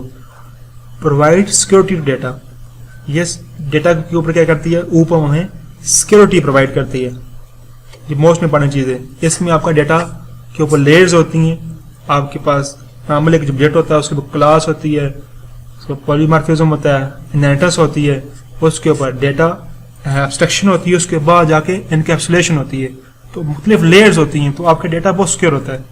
Easy to write and understand a program, इसका प्रोग्राम ईजी होता है राइट करना भी अंडरस्टैंड करना भी। क्यों? क्योंकि ये रियल लाइफ के हिसाब से चल रही होती है, तो हमें इजीली होता है कि ये एनालिसिस हो रही है यहाँ पे। उसके बाद data is hidden and can not be access by external function, इसमें जो हमारे पास ऊप जो है उसमें डेटा हमारा हिडन होता है, एक्सटर्नल फंक्शन एक्सेस नहीं कर सकता। Program are divided into elements known and objects, हमारा जितना भी कोड होता है ना वो ऑब्जेक्ट में क्या होता है, डिवाइड होता है। किस में होता है? ऑब्जेक्ट्स की फॉर्म में डिवाइड होता है। ऑब्जेक्ट में communicate with each other through function, object आपस में कम्युनिकेट कर सकते हैं थ्रू फंक्शन के। ये सारी चीजें हम आगे प्रैक्टिकली वन बाय वन देखेंगे। New data and function can be easily added, आप अपनी ऊप के अगर आपका कोड ऊप के कंसेप्ट के थ्रू होगा तो उसमें आप न्यू मैथ डेटा भी और फंक्शन भी आप ऐड कर सकते हैं इजीली, बहुत ईजी है। Follow bottom up approach for program design, ये बॉटम अप अप्रोच डिजाइन करती है। बॉटम अप्रोच से क्या आप स्टार्ट से बॉटम स्टार्ट करते हो, अपने वेरिएबल्स, फिर क्लासेस, ऑब्जेक्ट, फिर उसके ऊप इनहेरिटेंस, पॉलीमॉर्फिज्म, फिर एब्स्ट्रैक्शन, फिर इनकैप्सुलेशन, बॉटम से आप टॉप पे जाते हो। We can eliminate redundant code, इसमें हम इजीली रिडंडेंट कोड अपना एलिमिनेट कर सकते हैं। अगर आपका एक फंक्शन जो है, ये एक फंक्शन वो 3-4 जगह पे यूज हो रहा है तो आपको 3-4 जगह पे लिखने की जरूरत नहीं है, वो एक जगह पे लिखेंगे और 3-4 जगह से जैसा आप कॉल करेंगे। टाइम विल बी सेव, ऊप में आपका टाइम सेव होता है, ठीक है। आपका प्रोसीजर से रिलेटेड कम कोड होता है और आपकी बहुत ज़्यादा रियल वर्ल्ड प्रॉब्लम जो है वो स्मॉलर कोड में क्या हो जाती है, इजीली सॉल्व हो जाती है। फ्यूचर में जो होता है ऊप में हमारे पास डेटा जो होता है क्रिटिकल एलिमेंट होता है, इसलिए डेटा को कोई भी फंक्शन या कोई भी ऑब्जेक्ट डायरेक्टली जो है वो उसको कॉल नहीं कर सकते, एक्सेस नहीं कर सकते। Data can not be freely access by external function, कोई भी एक्सटर्नल फंक्शन फ्रीली एक्सेस नहीं कर सकता, उसको परमिशन लेनी पड़ेगी, उसको क्लास का ऑब्जेक्ट बनाना पड़ेगा, उसके थ्रू एक्सेस करनी पड़ेगी। Permits reusability of existing code, ऊप का जो सबसे इंपॉर्टेंट बेनिफिट एक ये भी है कि इसका जो कोड है वो आप रीयूज कर सकते हैं easily. We can easily upgrade from small to large system, अगर आपने अपना सॉफ्टवेयर ऊप के कॉन्सेप्ट के मुताबिक बनाया हुआ है, अब अभी फॉर एग्जाम्पल अभी एग्जाम्पल तो आपने अपने लेवल पे आपने अभी साथ अभी कोई प्रोग्राम कर रही हैं, ठीक है, आस्ता आस्ता वो प्रोग्राम में ऐसी बन जाती है कि वो आप उसको लार्ज स्केल करके उसको कमर्शलाइज करना चाहते हैं कि आप ग्लोबलाइज करें, ठीक है ना। तो अगर आप ऊप के कंसेप्ट के मुताबिक बनाइए तो उसको आप लार्ज सिस्टम में भी कन्वर्ट कर सकते हैं। We can build user defined data type, इसमें हम यूजर डिफाइंड डेटा टाइप बना सकते हैं। जैसे हमारे पास एक इंटीजर या स्ट्रिंग के कैरेक्टर है ना, ये बिल्ट इन है, ये सिस्टम डिफाइन है। अगर आप अपनी यूजर डिफाइन बनाना चाहें तो हम वो बना सकते हैं, वो उसको हम क्लासेस के थ्रू अचीव करेंगे। Object are to classes as variable are to data type. जैसे कि हमारे पास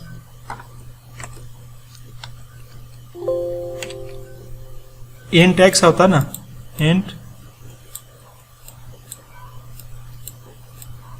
इंट एक्स है, ठीक है ना, ये हमारे पास डेटा टाइप है और ये उसका वेरिएबल है, ठीक है ना।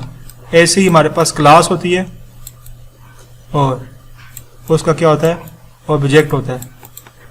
क्लास हमारे पास यूजर डिफाइंड डेटा टाइप होती है और ऑब्जेक्ट उसका वेरिएबल होता है। ये सिस्टम डिफाइन है पहले वाला, दूसरी वाला यूजर डिफाइन है, क्लास और उसका फिर हमारा object. Artificial intelligence and expert system, ये जो फीचर्स हैं जो मोस्ट इंपॉर्टेंट है, सॉरी ये इसकी एप्लीकेशन है और हेडिंग थोड़ी सी डिफरेंट होगी है। ये स्लाइड है ना, इसकी ओब की जो है एप्लीकेशन है कि ओब कहाँ कहाँ पे यूज हो रही है। Artificial intelligence and expert system, जो हमारे पास जितने भी एआई की सिस्टम है, जो रोबोट्स वगैरह डिजाइन हो रहे हैं, जो एक्सपर्ट सिस्टम है, उनमें क्या हो रही है, हमारे 100% टोटली ओब फॉलो हो रही है। सिमुलेशन एंड मॉडलिंग, कोई भी ऐसे सॉफ्टवेयर, जैसे हमारे पास एक मल्टीजम भी एक सिमुलेशन सॉफ्टवेयर है, या कोई और मॉडलिंग का कुछ सॉफ्टवेयर है, तो उसमें क्या देती है। ऑब्जेक्ट ओरिएंटेड डेटाबेस है, जो ऑब्जेक्ट ओरिएंटेड डेटाबेस उनमें भी हमारे पास आती है। Hyper text, hyper media and expert text, इस तरह के जो सॉफ्टवेयर बन रहे हैं वो भी हमारे उसमें भी वो होती है। CAD, CM और CAE ये होते हैं कंप्यूटर एडेड डिज़ाइन जो सॉफ्टवेयर होते हैं, जिनमें हम 3D मॉडलिंग करते हैं, उनमें भी हमारे को इन्वॉल्व होती है। डिसीजन सपोर्ट सिस्टम, ऐसे सिस्टम जो खुद डिसीजन लेते हैं, उनमें भी हमारे पास ऊप की एप्लीकेशन वहाँ पे भी हैं। न्यूरल नेटवर्क्स जो होते हैं कि अपने इमेज प्रोसेसिंग अगर आप करें, या फिर ऐसे मॉडल होते हैं जो आपको AI में या आर्टिफिशियल खुद डिसीजन में वो आपको सपोर्ट करते हैं, उनमें यूज होती है। रियल टाइम सिस्टम होते हैं कि वो रियल टाइम पे रिस्पॉन्स करते हैं, उनमें जो होती है मल्टी मीडिया एप्लीकेशन, मल्टीमीडिया के जितनी भी एप्लीकेशन है उसमें होती हैं। उसके बाद GUI, CPT, ऑफिस ऑटोमेशन, जैसे हमारे पास माइक्रोसॉफ्ट MS वर्ड है, पावर पॉइंट है, इनमें भी ओप की जो है एप्लीकेशन है वो उसमें भी है।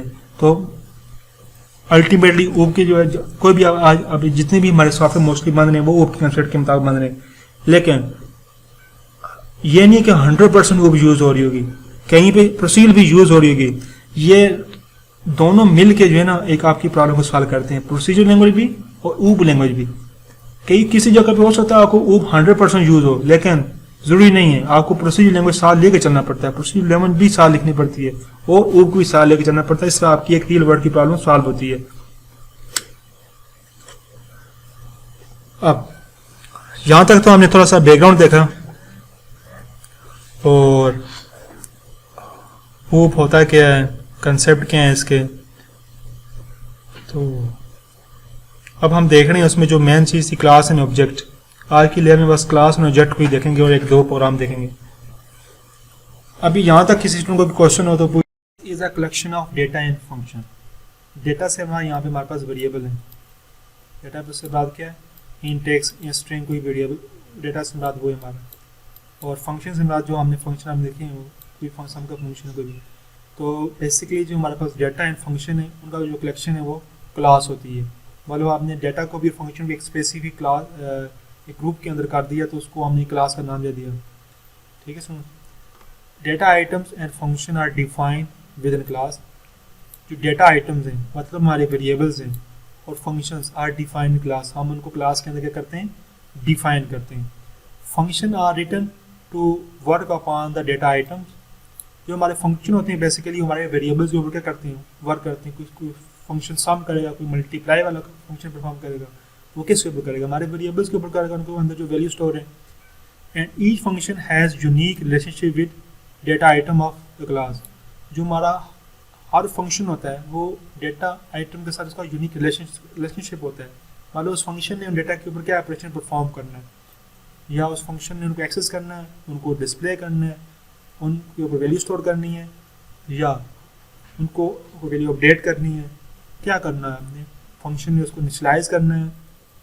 ये तीन ही मेन रिलेशन हो सकते हैं, या फंक्शन ने वेरिएबल को क्या करना है, इनिशियलाइज करना है, या फंक्शन ने उनको डिक्लेयर करना है, या फंक्शन ने उनके ऊपर वैल्यू देनी है, वैल्यू स्टोर करनी है। ये तीन ही मेन चीज़ें हैं। डिक्लेयर, इनिशियलाइज और यूज, ठीक है ना। तो फंक्शन इन तीनों में से कोई एक उसका रिलेशनशिप होगा उनके वेरिएबल के साथ। Classes are defined to create user defined data type, फिर बार बार रिपीट हो रही है। जो क्लासेस हैं वो are defined to create user defined data type. आप यूजर डिफाइंड डेटा टाइप की क्लास बना सकते हैं, जैसे कि हमारे पास एक इंट है, इंट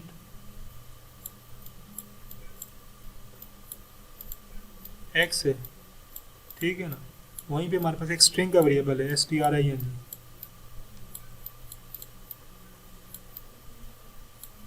स्ट्रिंग नेम। अब ये दोनों भी दो वेरिएबल हैं और ये इनकी डेटा टाइप क्या है, एक्स की इंटीजर डेटा टाइप है और नेम की स्ट्रिंग डेटा टाइप है। लेकिन जो इनकी जो डेटा टाइप है ये डिफाइंड है, बिल्ट इन डेटा टाइप है या सिस्टम डिफाइंड है, प्री डिफाइंड डेटा टाइप है। अगर हम खुद चाहें कि हम खुद भी अपनी कोई डेटा टाइप बनाएं उसमें हम अपनी मनपसंद का डेटा स्टोर करेंगे। एक्स में तो जैसे हम क्या कर सकते हैं, हम सिर्फ इंटीजर वैल्यू स्टोर कर सकते हैं, स्ट्रिंग में हम जस्ट नेम स्टोर कर सकते हैं। लेकिन हम अपनी यूजर डिफाइन अपनी डिफाइन की बनाएं कि उसमें हम स्ट्रिंग भी स्टोर कर सकें, वेरिएबल इंटीजर भी, फ्लोट भी, डबल भी, जितना डेटा टाइप हो उसके लिए हम क्या करेंगे, हम क्लासेस को यूज़ करेंगे, ठीक है ना। इसमें क्लासेस क्या होगी, user defined data type. Classes क्या होगी हमारे पास,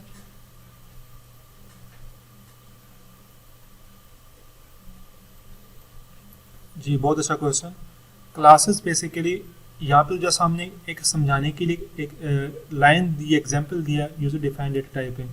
क्लासेस बेसिकली ऊप में आपकी इनहेरिटेंस, ऊप में आपके पास पॉलीमॉर्फिज्म के लिहाज से एब्स्ट्रैक्शन, एनकैप्सुलेशन, ऊप के जितने भी आपके पास कॉन्सेप्ट हैं उसको उसकी इम्प्लीमेंटेशन में क्लास आपकी यूज़ होगी, ठीक है ना। आप ये कह लें कि जब आप रियल वाइड कॉन्सेप्ट को आप इम्प्लीमेंट करना है तो मेन रोल क्लास का होगा।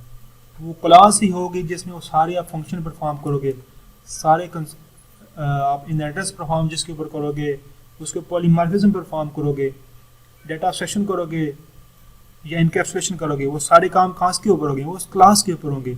जो आपने data user defined data type बनाई होगी ना, उसी यूजर डिफाइंड डेटा टाइप के ऊपर ये सारे फंक्शन परफॉर्म होंगे, ये सारे सिनेरियो इंप्लीमेंट होंगे, ठीक है ना।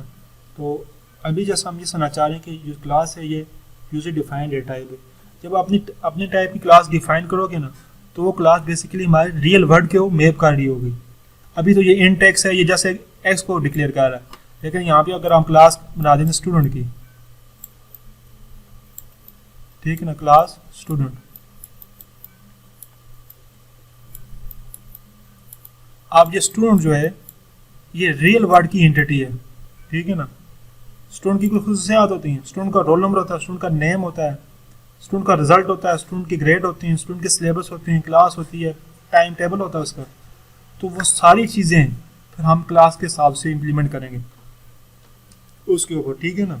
स्टूडेंट के कोई फंक्शंस होते हैं, ठीक है, वो स्टूडेंट क्विज देता है, स्टूडेंट इंटरनल एक्सटर्नल जो आपके होते हैं वो देता है, स्टूडेंट पास देता है, स्टूडेंट्स फीस पे करता है। कुछ फंक्शंस हैं, कुछ उसके स्टेट्स हैं, तो वो फिर आप रियल वर्ड की आपकी ये डेटा टाइप बनेगी, जो हमारी क्लास स्टूडेंट की ये रियल वर्ड की डेटा टाइप बन जाएगी। फिर इसको हम रियल वर्ड के लिहाज से लेके चलेंगे, ठीक है ना। बहुत अच्छा क्वेश्चन, बहुत अच्छा क्वेश्चन जी। स्ट्रक्चर में भी ये चीज़ हो सकती है, स्ट्रक्चर में भी जो हमारे बेसिकली वही होता है, लेकिन स्ट्रक्चर में पता क्या, स्ट्रक्चर में क्या लिमिटेशन है, स्ट्रक्चर में इनहेरिटेंस नहीं है, स्ट्रक्चर में पॉलीमॉर्फिज्म नहीं है, स्ट्रक्चर में इनकैप्सुलेशन नहीं है, स्ट्रक्चर में एब्स्ट्रैक्शन नहीं है। स्ट्रक्चर में जस्ट आप डेटा टाइप बनाते हैं, स्ट्रक्चर में क्या करते हैं, जस्ट आप डेटा टाइप बनाते हैं और उसके अंदर फंक्शन और वेरिएबल लिख देते हैं, लेकिन आप उसको एफिशिएंट वे में यूज़ नहीं कर सकते उसको। मतलब कि वहाँ पे आपके पास ड्रॉबैक क्या आता है, वो एक्चुअली एक एंटिटी को कंसिडर तो करता है रियल लाइफ की एंटिटी को, उसको आगे कैसे लेके चलना है, उसका बिहेवियर क्या है, वो जैसे रियल लाइफ में एक्ट कर रही है उसी के हिसाब से वो प्रोग्रामिंग में भी एक्ट करे, वो चीज़ वहाँ पे नहीं परफॉर्म हो सकती। तो उसके लिए फिर हमने ऊब को ले आए। इसीलिए जो हमारे पास सी वाली लैंग्वेज, जिसको हम स्ट्रक्चरल लैंग्वेज भी कहते हैं और प्रोसीजरल लैंग्वेज भी कहते हैं, हमारी जो सी लैंग्वेज है, क्यों उसमें स्ट्रक्चर इसलिए कहते हैं, उसमें स्ट्रक्चर होते हैं, स्ट्रक्चर में भी कोशिश है रियल टाइम, लेकिन वो इम्प्लीमेंट नहीं कर पाते। ना उसमें ऊप के फुल कंसेप्ट हैं, ना उसमें कंस्ट्रक्टर डिस्ट्रक्टर है, ना उसकी इनहेरिटेंस है, ना पॉलीमॉर्फिज्म है, ना एब्स्ट्रैक्शन है, ना डेटा हाइडिंग है, कोई भी नहीं है उसमें। तो उस वजह से उस लैंग्वेज का हम प्रोसीजर या स्ट्रक्चरल लैंग्वेज इसीलिए कहते हैं। लेकिन जो ऊप है इसमें ये सारे कंसेप्ट हैं वन बार। क्लास का जो कंसेप्ट है ना वो स्ट्रक्चर से मिलता जुलता है, ठीक है ना। जो जहाँ तक वो स्ट्रक्चर इसलिए बताया था, जब आप क्लास को देखो तो स्ट्रक्चर आपके माइंड में आना चाहिए था। तो गुड आपको माइंड में आया, आपने इसका मीनिंग का आपने स्ट्रक्चर सीधा देखा हुआ है। जैसे आप स्ट्रक्चर का वेरिएबल बनाते थे, ऐसी क्लास का यहाँ पे वेरिएबल बनाएंगे। स्ट्रक्चर का जैसे वेरिएबल डिक्लेयर करते थे, ऐसे ही यहाँ पे डिक्लेयर करेंगे। क्लास थोड़ी definition of data type does not create any space in computer memory। जब भी किसी क्लास को आप डिफाइन करोगे, वो कंप्यूटर की मेमोरी में स्पेस उसको एलोकेट नहीं होगा, उसको स्पेस नहीं मिलेगा। When a variable of data type is declared, जब उस वेरिएबल का डेटा टाइप हम जो डेटा टाइप है उसका वेरिएबल डिक्लेयर करेंगे, a memory space is reserve for that variable. जैसे हमने स्टूडेंट एक्स इंट एक्स लिखा, स्ट्रिंग नेम लिखा, जब उनका हम वेरिएबल बनाते हैं, ऐसे जब हम क्लास के हम ऑब्जेक्ट बनाएंगे, तब उसको क्या मिलेगी, मेमोरी रिजर्व होगी। Similarly when a class is defined, जब हम एक क्लास को क्या करते हैं, डिफाइन करते हैं, it does not occupy any space in computer memory. ये कंप्यूटर की मेमोरी में स्पेस ऑक्यूपाई नहीं करता। It only define data items, ये सिर्फ डेटा आइटम से क्या बात है, हमारे वेरिएबल को डिफाइन करता है। मतलब इंट एक्स स्ट्रिंग नेम कुछ भी डेटा उनको डिक्लेयर करेगा। मेंबर फंक्शन से बात जो उस क्लास के अंदर फंक्शन होंगे, उसका मेंबर होंगे, ठीक है ना। Data can be use to work upon its item, के एक क्लास है, मतलब फॉर स्टूडेंट की क्लास है, स्टूडेंट की क्लास के अंदर क्या क्या वेरिएबल हो सकते हैं, स्टूडेंट का नेम, स्टूडेंट का रोल नंबर, स्टूडेंट का CNIC, स्टूडेंट के फादर नेम, ठीक है, स्टूडेंट का ईमेल एड्रेस, स्टूडेंट का फ़ोन नंबर, स्टूडेंट का एड्रेस, ठीक है। ये तो हमारे पास वेरिएबल्स आ गए उस क्लास में। स्टूडेंट के फंक्शन क्या हो सकते हैं, ठीक है, student for classes, taking classes, taking class, paying fee, other कुछ भी फंक्शन जो भी हैं नेसेसरी हैं वो। तो वो जो क्लास के अंदर जो हमें फंक्शन चाहिए होंगे, जो वेरिएबल चाहिए होंगे, उसको हम क्लास के अंदर लिखेंगे, तो वो उसका मेंबर फंक्शन या मेंबर डेटा मेंबर होंगे। इसको हम डिटेल से देखने आगे। Thus, defining a class only specify its data members and its relationship between data through its function। अलबत्ता जब आपने क्लास स्पेसिफाई किया तो इसका क्या मतलब है, वो फंक्शन के थ्रू अपने डेटा मेंबर के साथ करेगा, उनका रिलेशनशिप होगा फंक्शन का उस डेटा मेंबर के साथ। क्लास को हम प्रोग्रामिंग में डिफाइन कैसे करना है, क्लास को हमने प्रोग्रामिंग में डिफाइन कैसे करना है। सबसे पहले हमारे पास कौन सा कीवर्ड यूज होगा, क्लास का। क्या कीवर्ड यूज होगा, क्लास का, CLASS, स्मॉल में, आपने जो ये स्मॉल लेटर में यूज करना है CLASS। उसके बाद क्लास का क्या आएगा, स्पेस देके क्लास का नेम। पहले क्लास का कीवर्ड आएगा, उसके पास स्पेस देके क्लास का क्या आएगा, नेम आएगा, ठीक है। उसके बाद क्लास की क्या हो जाएगी, बॉडी स्टार्ट, और ये बॉडी स्टार्ट हुई कर्ली ब्रेसेस से, और बॉडी एंड होगी curly braces, closing curly bracket के साथ, और साथ सेमी कॉलन के साथ भी बॉडी एंड होगी। अब थोड़ा सा हम थ्योरी देखते हैं। The class keyword is used to define a class. किसी कोई भी अपनी क्लास डिफाइन करनी है तो हमारे पास क्लास का क्या होगा, कीवर्ड यूज होगा। क्या कीवर्ड यूज होगा, CLASS। उसके बाद class name is represent the name of class. Class name basically आपका क्लास नेम को रिप्रेजेंट करा, इस जगह आप स्टूडेंट लिखोगे, टीचर लिखोगे, एनिमल्स, कार, कोई भी किसी की इलेक्ट्रॉनिक्स, कोई भी आपने क्लास का नेम रखना है। फिर है body of class. Body of class क्या है, the body of class consist of data items. Body of class consist of data items. Data item means variables, string आ गई, उसके वेरिएबल्स, कोई भी उसका नेम, उसका एड्रेस जो भी आ गए। एंड फंक्शंस, फंक्शन जो भी उस एक स्पेसिफिक क्लास में जो फंक्शन परफॉर्म करनी होती है वो फंक्शन उसमें आएंगे। These are called member of class. एक क्लास है, उस क्लास के अंदर हमने जितने भी वेरिएबल डिफाइन किए हैं या जितने भी फंक्शन डिफाइन किए हैं तो वो उसका क्या होंगे, मेंबर होंगे। कैसे, अभी आप सब फास्ट के स्टूडेंट हैं, ठीक है ना, चाहे मैं भी फास्ट का, मैं फैकल्टी में आ रहा हूँ, आप फास्ट के स्टूडेंट हैं, हम सब एक तरीके से फास्ट का क्या है, मेंबर हैं। फास्ट के साथ एसोसिएट है। ऐसे ही ये क्लास होती है, उसके अंदर जितने भी वेरिएबल्स होते हैं और जितने भी फंक्शंस होते हैं वो उसका क्या होते हैं, मेंबर होते हैं। ठीक है सुनो, मेंबर फंक्शन और मेंबर वेरिएबल का क्लियर हुआ।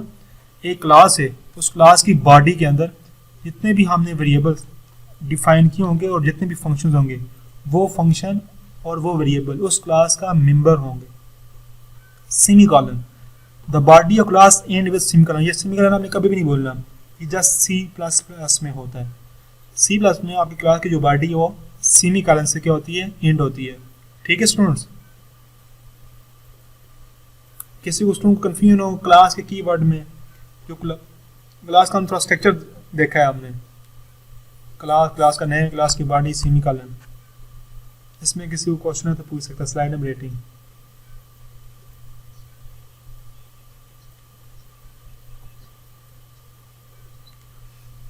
Good question. जब हमने कैमल केस और पास्कल केस स्टडी किया था, हमने कहा था जो हमारे पास लोकल वेरिएबल्स होते हैं उनके लिए हम कैमल केस यूज़ करते हैं, और जो हमारे पास क्लासेस और फंक्शंस होती हैं उनके लिए हम पास्कल केस यूज़ करते हैं। तो क्लासेस के लिए आपने पास्कल केस यूज़ करना है। ठीक है, आपका स्टार्ट कीवर्ड कैपिटल हो। यहाँ पे मुझसे मिस्टेक क्लास ने मैंने जैसे एक एग्जांपल दी है, लेकिन आपने जब भी असाइनमेंट में, क्विज में करना है या फाइनल पेपर में, या अगर फील्ड में डेवलपमेंट में जा रहे हैं, किसी प्रोजेक्ट पे काम कर रहे हैं, तो क्लास का नेम आपने पास्कल के साथ रखना है। पास्कल का क्या होता है, आपका फर्स्ट लेटर कैपिटल होता है, हर वर्ड का फर्स्ट लेटर कैपिटल होता है। हम नेक्स्ट मूव करते हैं, मेंबर ऑफ क्लास। अभी हमने देखा कि किसी भी क्लास के अंदर कोई फंक्शंस होंगे या वेरिएबल्स होंगे, वो उस क्लास का क्या होंगे, मेंबर होंगे। क्या होंगे, मेंबर होंगे। So class contain data item, class contain data item and functions. Class में क्या क्या है, डेटा आइटम एंड फंक्शंस है। These are called member of class. Class के अंदर जो हमारे पास वेरिएबल्स होंगे, जो फंक्शंस होंगे, वो क्लास का क्या होंगे, मेंबर होंगे। The data item are called data member and function are called member function. अब जो क्लास के अंदर जो वेरिएबल्स होंगे वो उनको हम क्या कहेंगे, डेटा मेंबर। क्या कहेंगे, डेटा मेंबर, डेटा मेंबर्स। और जो फंक्शंस होंगे उन्हें आप कहेंगे मेंबर फंक्शंस, मेंबर फंक्शन। दोनों हैं, ये क्लास के मेंबर्स हैं। ठीक है ना, लेकिन जो वेरिएबल्स होंगे उनको डेटा मेंबर्स कहेंगे और जो फंक्शंस होंगे उनको मेंबर फंक्शंस कहेंगे। ये जैसे नेमिंग कन्वेंशन है, इसको आपने अपने माइंड में रखना है। अब देखें यहाँ पे राइट साइड पे हमारे पास एक क्लास है टेस्ट की। ठीक है ना, क्लास का कीवर्ड है और टेस्ट उसका नेम है। बॉडी स्टार्ट हो रही है, ठीक है ना, और बॉडी की जो यहाँ पे जो है सेमीकोलन भी आता है C++ में। ठीक है, और इस बॉडी के अंदर दो वेरिएबल्स हैं। ये वेरिएबल, इनको हम कहेंगे डेटा मेंबर्स। ये इस क्लास टेस्ट का क्या है, डेटा मेंबर्स हैं। जब ये क्लास डिस्ट्रॉय होगी तो डेटा मेंबर भी डिस्ट्रॉय हो जाएंगे। ठीक है ना, डेटा मेंबर किस पे डिपेंड कर रहे हैं, क्लास पे डिपेंड कर रहे हैं। यहाँ पे कोई फंक्शन होगा वो भी किस पे डिपेंड करेगा, क्लास पे डिपेंड करेगा। जब क्लास डिस्ट्रॉय हो गई तो डेटा मेंबर भी डिस्ट्रॉय हो जाएंगे, डेटा मेंबर की कोई एग्जिस्टेंस नहीं होगी। ठीक है ना स्टूडेंट्स। अब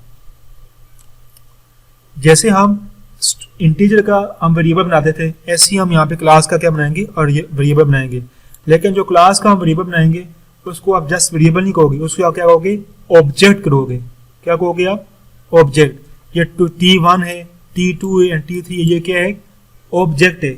ऑब्जेक्ट से क्या याद है, ऑब्जेक्ट आपका एक रियल वर्ड एंटिटी को क्या करता है, रिप्रेजेंट करता है।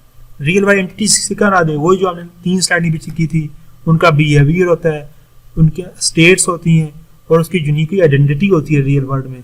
तो यहाँ पे जो आपके पास जब भी किसी क्लास का वेरिएबल बनाओगे तो बेसिकली वो खाली वेरिएबल नहीं होगा, वो बेसिकली एक ऑब्जेक्ट होगा। ठीक है ना। Data member, data items of a class are called data member. जो डेटा आइटम्स होते हैं या वेरिएबल्स होते हैं क्लास के, उसको आप डेटा मेंबर कहते हैं of class. For example, a class that has 4 integer and 2 float type items. For example हमारे पास क्लास है, मैंने चेंज कर दिया, आपके पास एक इंटीजर रोल नंबर है, ठीक है, और एक स्ट्रिंग नेम में एक बूल स्टेटस है, एक फ्लोट। आपने क्लास लिखा, उसके बाद स्टूडेंट उसका नेम लिखा और बॉडी दी, और उसके अंदर आपने 4 वेरिएबल क्या कर दिए, डिक्लेयर कर दिए। ये जो आपके पास 4 वेरिएबल है, एक इंटीजर है, एक स्ट्रिंग है, एक बूल है, एक फ्लोट है, ये इस क्लास का क्या है, मेंबर डेटा मेंबर्स हैं। वेरिएबल्स को क्या कहोगे आप, डेटा मेंबर, और अगर फंक्शन होंगे तो उनको क्या कहोगे आप, मेंबर फंक्शन। ठीक है ना स्टूडेंट्स, और in class these are the data member of class students. Student class की ये क्या है, डेटा मेंबर्स हैं। अब मेंबर फंक्शन, थोड़ा सा मेंबर फंक्शन को देख लेते हैं। तो फंक्शन, मेंबर फंक्शन बेसिकली क्या है, ये आपके पास हमारे पे एक स्टूडेंट की क्लास है, ठीक है, और उसमें 2 वेरिएबल्स हैं, इंट आईडी, कैरेक्टर नेम की करे, तो ये आपके पास डेटा मेंबर्स हो जाएंगे। ठीक है ना, और यहाँ पे 2 फंक्शन है, गेट डेटा और display data. Gate data, display data, ये हमारे पास मेंबर फंक्शन है। कोई अगर उस ये क्लास की बॉडी के अंदर कोई भी जो वेरिएबल्स होंगे उसको आप वो उस क्लास का डेटा मेंबर्स होंगे, और जो फंक्शन होंगे वो मेंबर फंक्शन का नाम देंगे, होंगे ये दोनों क्लास के पार्ट होंगे, दोनों क्लास का मेंबर्स होंगे। लेकिन नेमिंग कन्वेंशन ये है, डेटा वेरिएबल्स के लिए आपने डेटा मेंबर्स का कीवर्ड यूज़ करना है। और इस स्लाइड को रिपीट कर दें स्टूडेंट्स। इस स्लाइड में एक हमारे पास एक क्लास है जिसका नाम क्या है, स्टूडेंट है, ठीक है, और उस क्लास के अंदर हमारे पास 2 वेरिएबल्स हैं, ठीक है ना, इंट आईडी और कैरेक्टर नेम 20, एक अरे, और इनको हमने प्राइवेट रखा हुआ है कि ये वेरिएबल्स हमारे प्राइवेट हैं, इनको कोई भी एक्सेस नहीं कर सकता। और इनको हम क्या कहेंगे, ये डेटा मेंबर्स हैं। जो भी वेरिएबल्स होते हैं किसी भी क्लास में उनको हम क्या नाम देते हैं, डेटा मेंबर। वेरिएबल्स को क्या कहेंगे हम, ये इस क्लास का क्या है, डेटा मेंबर्स हैं, ये क्लास का मेंबर्स हैं, क्लास का पार्ट है, क्लास का हिस्सा है। क्लास डिस्ट्रॉय होगी तो डेटा मेंबर भी डिस्ट्रॉय हो जाएंगे। उसके बाद हमारे पास कोई फंक्शंस हैं, उनको हमने पब्लिक रखा हुआ है, ठीक है ना स्टूडेंट। उन फंक्शन को हम क्या नाम देंगे, ये इस क्लास का क्या है, मेंबर फंक्शन है, इस क्लास का क्या है, मेंबर फंक्शन है। और जो हमारे वेरिएबल्स हैं वो डेटा मेंबर्स हैं। किसका मेंबर्स हैं, क्लास का, स्टूडेंट क्लास का डेटा मेंबर्स हैं, और फंक्शन जो है स्टूडेंट क्लास का मेंबर। हमारे पास जब आपने क्लास लिखनी है तो बॉडी में हम कैसे लिखेंगे, क्लास का नेम, उसके बाद क्लास का कीवर्ड आएगा, उसके बाद स्टूडेंट का नेम, और उसके बाद बॉडी आएगी, ठीक है ना। और बॉडी यहाँ पे इसकी लास्ट भी एंड हो रही है सेमीकोलन वाले कर्सर के साथ। अब यहाँ पे हमने एक प्राइवेट का कीवर्ड लिखा है। ये प्राइवेट क्या है, private keyword is an access specifier. Access specifier है। एक्सेस स्पेसिफायर से क्या याद है, the private mean below all data member can not be access outside the class. मतलब कि जब आपने प्राइवेट का कीवर्ड लगा के आप सेमीकोलन लगाएंगे, ये एक्सेस स्पेसिफायर है बेसिकली। उसके बाद हमने जितने भी वेरिएबल नीचे डिफाइन किए होंगे उन वेरिएबल को आप क्लास के बाहर एक्सेस नहीं कर सकते, ठीक है ना। अब ये वो पहली चीज़ है जो स्ट्रक्चर में नहीं है, ठीक है, ये वो पहली चीज़ है जो स्ट्रक्चर में नहीं है, स्ट्रक्चर में कंसेप्ट नहीं है प्राइवेट एक्सेस स्पेसिफायर का। तो ये जो हमारा, जी पूछें क्वेश्चन आया तो पूछें।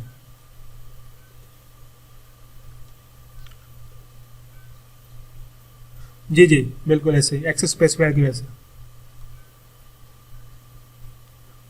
ये तो एक स्मॉल चीज़ है, इसके अलावा और भी बहुत सारी चीज़ें हैं, ठीक है ना। ये एक पहले चीज़ है ये, इसमें एक्सेस स्पेसिफायर प्राइवेट होता है, पब्लिक होता है, प्रोटेक्टेड होता है।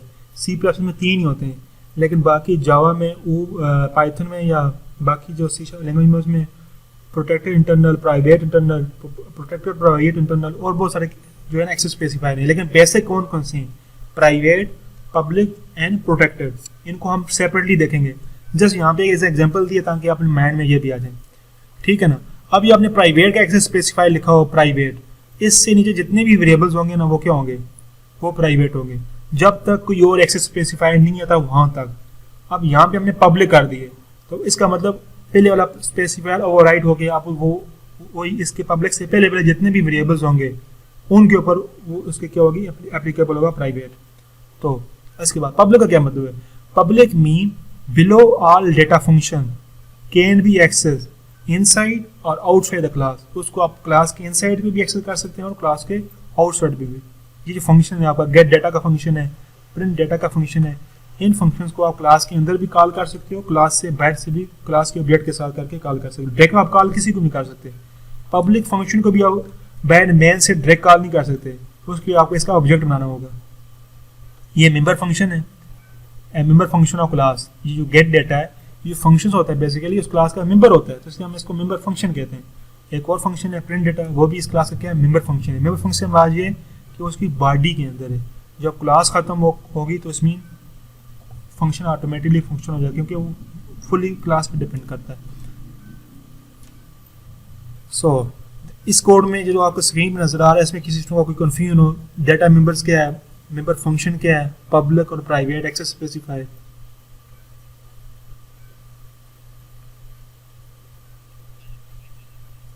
जी, पब्लिक का जब आपने कीवर्ड लिखा ना, उस पब्लिक के कीवर्ड के बाद और सेमीकोलन के बाद कोई अगर आपके पास वेरिएबल्स हों या कोई भी फंक्शंस हों, वो पब्लिक हो जाते हैं। पब्लिक से क्या हमारा कि आप इन वेरिएबल्स को ये चाहते हो कि ये बाहर से एक्सेस हो सकें, ठीक है, बाहर से आउटसाइड क्लास के अंदर भी और क्लास के बाहर भी आप इसको एक्सेस करना चाहते हो।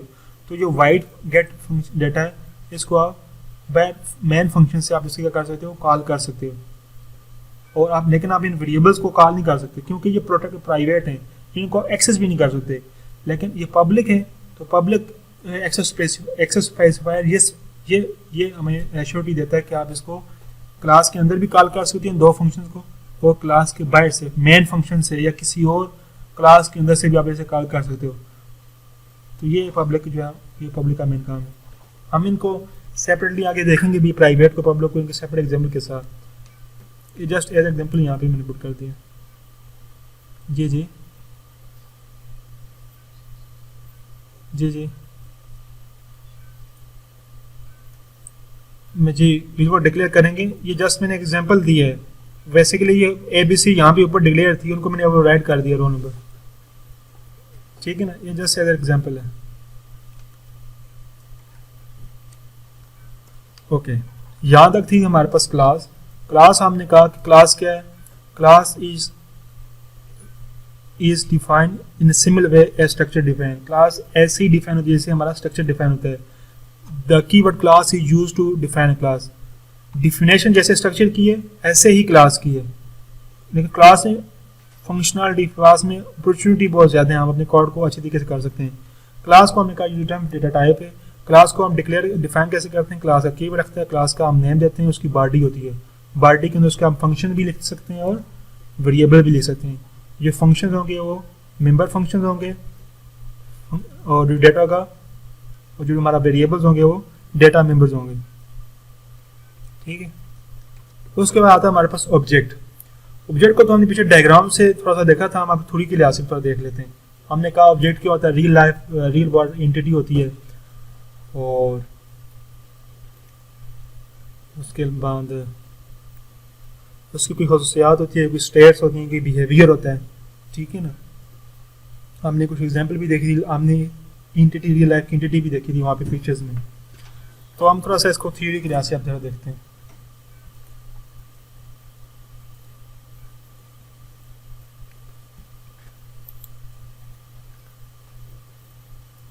जी, the data type is use to declare a variable. ये क्या है कि डेटा टाइप है जो यूज की जाती है declare a variable. A variable of data type is known as instance और case of their data type. Data type क्या है, हमारी क्लास होगी, उसका जो हम वेरिएबल बनाएंगे तो उसको हम किसका नाम देंगे, ऑब्जेक्ट का नाम देंगे। Each variable has unique name, her variable का यूनिक नेम होगा, but each variable follow the rules of its data type. जो हर वेरिएबल होगा वो अपनी डेटा टाइप के रूल्स को फॉलो करेगा। रूल्स को फॉलो करने से क्या मराद है, डेटा टाइप जहाँ पे हमारे पास क्लास है, क्लास में जो चीज़ें हमने पब्लिक की हुई हैं वो वेरिएबल और पब्लिक चीज़ों को एक्सेस कर सकता है, जो हमने प्राइवेट की हैं वो उनको एक्सेस नहीं कर सकता। When a variable of data type is declare, जब भी किसी भी वेरिएबल की डेटा टाइप हम डिक्लेयर करेंगे, मतलब कोई क्लास को कोई हम ऑब्जेक्ट बनाएंगे, some space is reserve for it in the memory.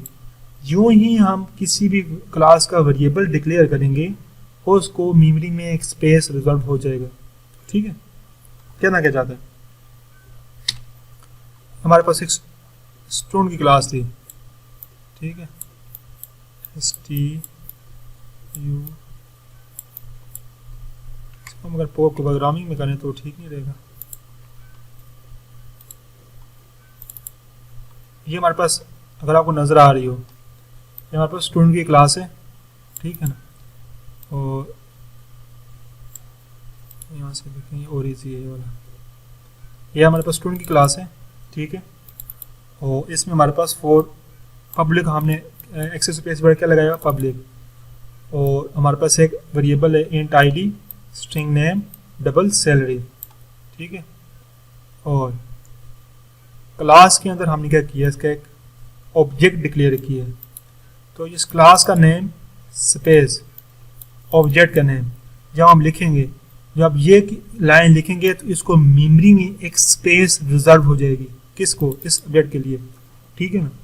और उस स्पेस में इस क्लास के जितनी भी पब्लिक चीज़ें होंगी उनकी कॉपी आ जाएगी, जैसे सेम टू सेम स्ट्रक्चर में थी। स्ट्रक्चर में जैसे मतलब इस ऑब्जेक्ट के पास आईडी की, नेम की और डबल सैलरी की कॉपी आ जाएगी, ठीक है ना। इसके पास इस एक वेरिएबल या ऑब्जेक्ट है।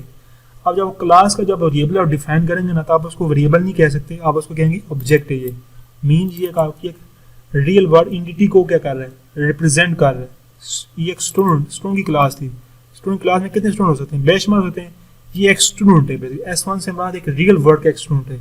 जो रियल का एक स्टूडेंट कर सकता है ना, वही काम आप यहाँ पे क्लास के थ्रू आप इसके से भी करवा सकते हैं।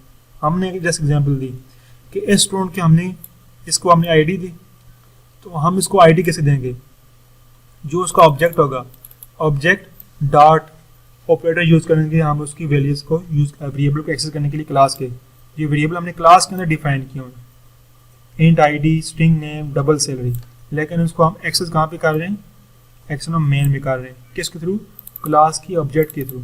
आप डायरेक्टली आईडी लिखें ना, आपको एरर देगा। देखें डायरेक्टली आप आईडी नहीं कर सकते, आपको एरर देगा, भाई आईडी डिफाइंड ही नहीं है। आपने क्लास का ऑब्जेक्ट बनाना है, फिर ऑब्जेक्ट डॉट, ऑब्जेक्ट आगे पॉइंट करेगा, डॉट ऑपरेटर इसको पॉइंट करेगा, रेफर करेगा। ये बस पॉइंटर समझिए आप इसे, ये पॉइंट करेगा किसको, इस क्लास के अंदर जो वेरिएबल आईडी पर होगा उसको, ठीक है ना। और उसके ऊपर ये 414 उसके एड्रेस के ऊपर वैल्यू क्या करेगा, साइन करेगा। ऐसे ही S1 डॉट नेम, ऐसे ही नेम के लिए भी वो नेम वेरिएबल के ऊपर पॉइंट करेगा ये वैल्यू और सैलरी। अब हमने यहाँ पे क्या कि हमने जब क्लास का एक वेरिएबल लिया, उस वेरिएबल को यूज करते हुए हमने उनके वेरिएबल में वैल्यू स्टोर की। अब यहाँ पे हम कर लेते हैं प्राइवेट, ठीक है। हम टेस्ट करते हैं कि हम प्राइवेट वाले वेरिएबल्स को एक्सेस कर सकते हैं।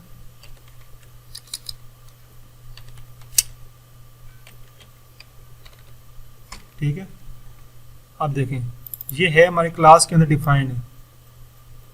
हमने एक्सेस स्पेसिफायर क्या रखा है, प्राइवेट रखा है। प्राइवेट का ये मतलब होता है जस्ट उसको आप क्लास के अंदर ही एक्सेस कर सकते हो, क्लास के बाहर एक्सेस नहीं कर सकते। क्लास की बॉडी के बाहर किसी भी तरह से आप एक्सेस नहीं कर सकते, ना ही उसको ऑब्जेक्ट बना के, ना किसी और तरीके से। अगर हम यहाँ पे करना चाहें S1 डॉट, अगर आपको यहाँ पे आईडी आ रही है, नेम आ रहा है और सैलरी आ रही है, आपके पास वो ये जो डेटा था ये नहीं आ रहा। क्यों नहीं आ रहा, ये डेटा हमारे पास प्राइवेट है। अगर मैं प्राइवेट को कमेंट कर देता हूँ और मैं दोबारा यहाँ पे, तो अब मेरे पास डेटा पहले नंबर पे आ रहा है, ठीक है ना। यहाँ पे जूम नहीं है तो मैंने किसका दिखा था आपको। तो ये जो एक्सेस स्पेसिफायर है ये बताता है कि इसके बाद जो वेरिएबल्स होंगे वो प्राइवेट होंगे। प्राइवेट का मतलब है क्लास के अंदर तक ही महदूद है, एक्सेसिबल है। पब्लिक का मतलब क्या है, उस वेरिएबल्स को या फंक्शन को आप क्लास के अंदर भी यूज़ कर सकते हैं और क्लास के बाद मेन फंक्शन में या किसी और फंक्शन में या किसी और क्लास में भी आप एक्सेस कर सकते हैं। तो हमने यहाँ पे देखा हमने क्लास का ऑब्जेक्ट कैसे बनाना है।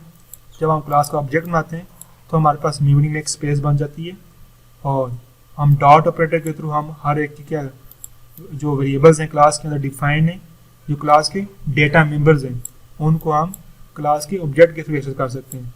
जो क्लास का जो डेटा मेंबर्स हैं ना, ये डेटा मेंबर, इन डेटा मेंबर्स को हम कैसे एक्सेस करेंगे, क्लास के ऑब्जेक्ट के थ्रू। और यह क्लास के अंदर जो फंक्शंस हैं, मेंबर फंक्शन, उनको भी हम क्लास के ऑब्जेक्ट के थ्रू एक्सेस कर सकते हैं, अदरवाइज हम एक्सेस नहीं कर सकते। तो देखो सिक्योरिटी आई नहीं आई। फर्स्ट सिक्योरिटी क्या आई, आप इन वेरिएबल्स को डायरेक्टली एक्सेस नहीं कर सकते, फर्स्ट सिक्योरिटी। सेकंड सिक्योरिटी, इनको एक्सेस करने के लिए आपको क्लास का ऑब्जेक्ट होना पड़ेगा। क्लास का ऑब्जेक्ट का क्या मतलब है, आपको क्लास का नाम पता होना चाहिए, तब आप उस क्लास के वेरिएबल तक पहुंच पाओगे। आपको क्लास का नाम पता हो गया, आपने उसका ऑब्जेक्ट बना लिया। अब भी आप उसके कुछ डेटा पे एक्सेस नहीं कर सकते। क्यों? जिसके साथ आपने प्राइवेट वाला एक्सेस स्पेसिफायर लगाया होगा उस पर आप नहीं जा सकते।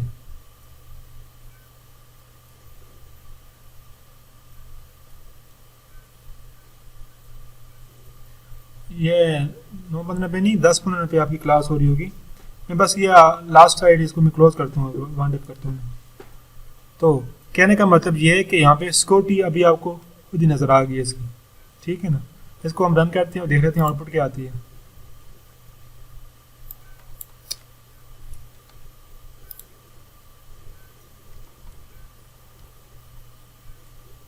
देख लें, अब ये हमने ऊ के फर्स्ट प्रोग्राम किया और उसमें हमने उसके थ्रू हमने आउटपुट स्क्रीन पे डिस्प्ले की स्टूडेंट की आईडी, स्टूडेंट का नेम और उसकी सैलरी, ठीक है ना स्टूडेंट। तो ये कैसे हुआ? हमने क्लास का कीवर्ड लिखा, उसका क्लास का नेम लिखा, उसकी बॉडी लिखी, बॉडी के अंदर हमने एक एक्सेस स्पेसिफायर पब्लिक, अगर इसको मैं पब्लिक भी नहीं करता, प्राइवेट भी नहीं करता, तो ये बाय डिफ़ॉल्ट क्या होता है? ये बाय डिफ़ॉल्ट जो है ये प्राइवेट होता है। लेकिन यहाँ पे ये सी ब्लॉक में एक्सेस नहीं करता, तो आपको पब्लिक स्पेसिफायर एक्सेस स्पेसिफायर लाजमी लगाना होगा, ठीक है ना स्टूडेंट्स।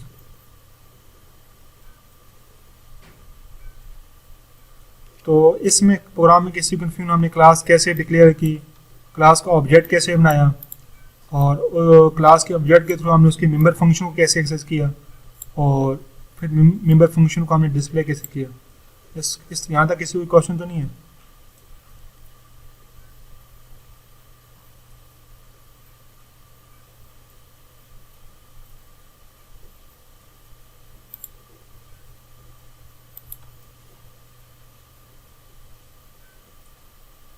जी स्टूडेंट्स, सरप्राइज क्विज ले लूँ फिर? नहीं बात बोल रहे हैं आप।